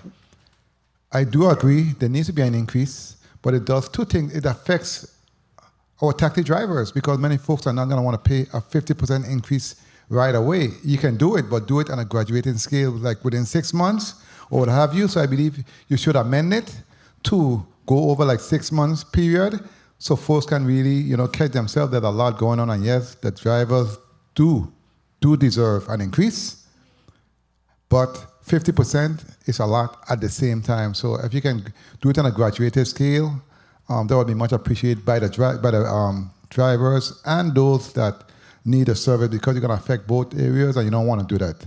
So you can get it done, but just do it in a different way. Whereas both parties might have might not have the problem with that. That's my recommendation. Let me ask also, based on the testimony, Edie Smith, you spoke to the issues you have with computers, etc., being outdated, etc., and you're correct. I know there were funds as a result of COVID-19, whereas most folks do everything virtually. Do you know if the department applied for any of those funds to assist with your operation because of the pandemic?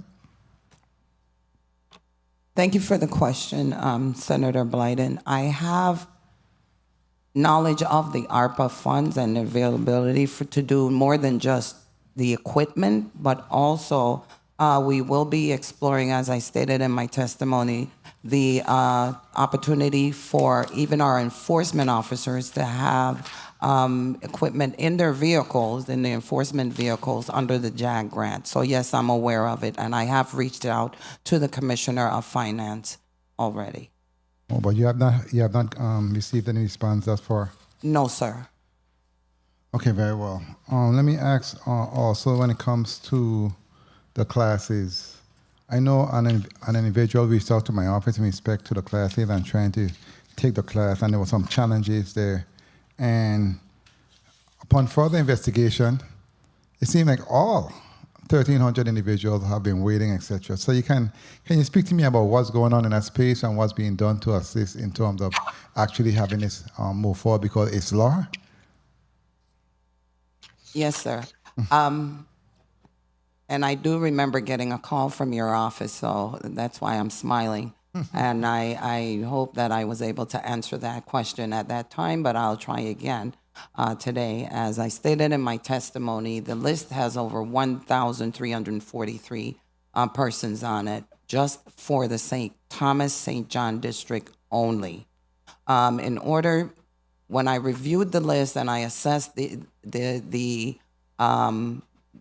issue, first thing I started doing, because I started to account for all the queries per day, and I came up with an aggregate, which was it averages between 6. If I don't get 6 queries before 10 o'clock in the morning, I don't get any queries. I get on the average at least 10 per day.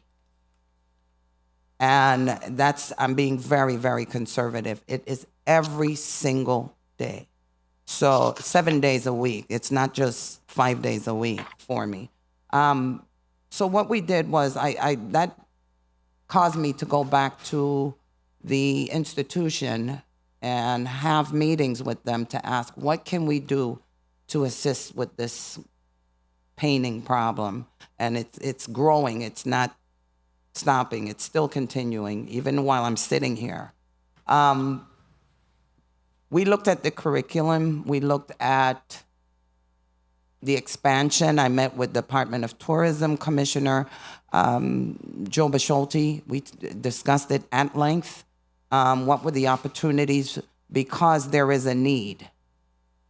What we decided was that maybe we need to increase the class offerings. We did that, as I stated in my testimony. Before, it was St. John and St. Thomas, the district holding classes. So in essence, the district has now benefited, because instead of having 2 sessions a year, for example, you're now having 6 sessions a year. The class offerings, the sizes, instead of having, let's say, 10 students per session, it's now expanded to 30. Go ahead. Okay. So that's one of the things in which we are doing. But even though I must be very honest with you, that even though we have expanded the programs and St. John has its own classes now, that doesn't stop the queries. So the numbers continue to grow. So right now we have closed off the list indefinitely until we try to get those numbers down. Okay, thank you so much for that in-depth explanation. And I'm sure many of those individuals would have a better understanding now of why. Now, before my time is called, let me speak to you. In your testimony, you mentioned it several times, staffing, short staff, short staff, short staff. What are the numbers you have observed based on your assessment that's needed at this time? What are the numbers in terms of position and employees?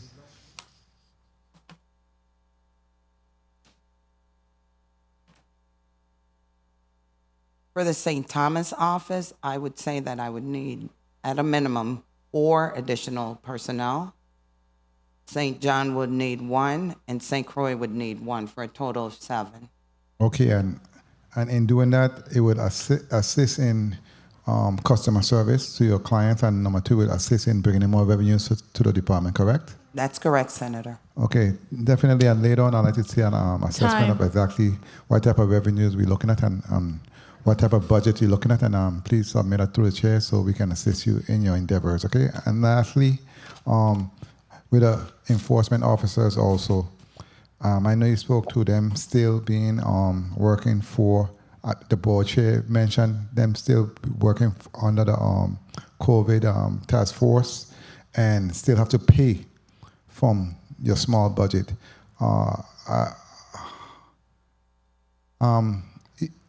Board chairperson Lloyd, can we get also a report in terms of how much you have been expending as a result of that, so we can say we can be reimbursed through the COVID fund? Because I don't think such a small agency like yours that's barely surviving should be paying for your enforcement officers and they are not actually doing work at the department. So through the chair, I would like to have that information forwarded also, and I want to thank you guys for your testimony and your responses. Thank you so much, Madam Chair, for the time. Thank you so much, Senator Blighted. So just let me be clear, you would like to get information relative to the number of employees who worked on the COVID task force and the hours they worked, and they were not they're not being compensated out of their budget, and they are being compensated out of the budget. And so, Ms. Smith, you'll be sure to send that information through the chair, and I will disseminate it to the members. Thank you so much, Senator Blyden, for your line of questioning. The chair will now recognize Senator Novell E. Francis Jr. for his 5 minutes. Senator Francis, you may proceed. Thank you very much, Madam Chair, and good afternoon to the testifiers, Ms. Smith, the Executive Director, as well as Ms. Lloyd, the Chair of the board. Let me say off the bat that I disagree with the assertion that your enforcement officers, no additional hires of enforcement officers at this time because of their current assignment. How is your agency funded? Our agency is funded by the Virgin Islands government. So we don't receive any other funding from any other funding source, to include grant funding. The first grant that we've ever gotten is the one that I stated in my testimony, Senator, and that was in kind. Very well. So the issue of budget and the issue of payment comes from the central government. That's correct, The Senator. functions of our law enforcement officer during the pandemic was consequential to an emergency situation, and obviously it was being paid for by the central government. So again, just like the other lottery and just like DLCA and all the other law enforcement agency, everybody came together to support and assist the Department of Health and the Virgin Islands Police Department in executing what was necessary for the joint COVID task force. So, you know, I believe that while there may be a need for additional funding, if in fact you believe that you have been overwhelmed by the overtime or other spending, then we'll certainly entertain that. but I don't believe that the fact that they were utilized in that category was for naught.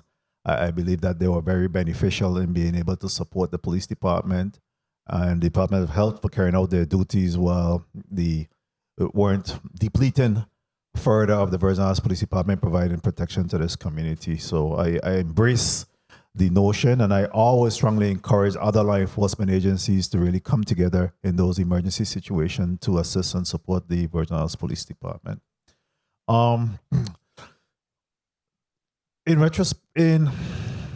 You recently had a sale for taxi medallions? That's correct, Senator. I believe based on the Virgin Islands Code, we are mandated by law to hold an annual auction on behalf of our veterans, the men and women that gave of their self, served in the armed forces throughout the world. And we are supposed to have these auctions every December. I believe that it was December 13th through the 15th. How did that go? How did the auction go? It went very well. By law, we can only auction up to 2 medallions per island, and we had a total of 4. So it was pretty good this year as opposed to last year where it was a little, due to COVID, the numbers were not that strong. Okay. And the veterans were satisfied? The persons that was able to garner these medallions are in fact veterans? By law, they have to be. Correct. So Yes, they were sir. satisfied with the auction process and everything that went well? Yes, Senator, I believe they were. Have there been any complaints or any regarding the auction? Not as far as I'm aware, sir. Okay. Let me extend congratulations to you assuming this position.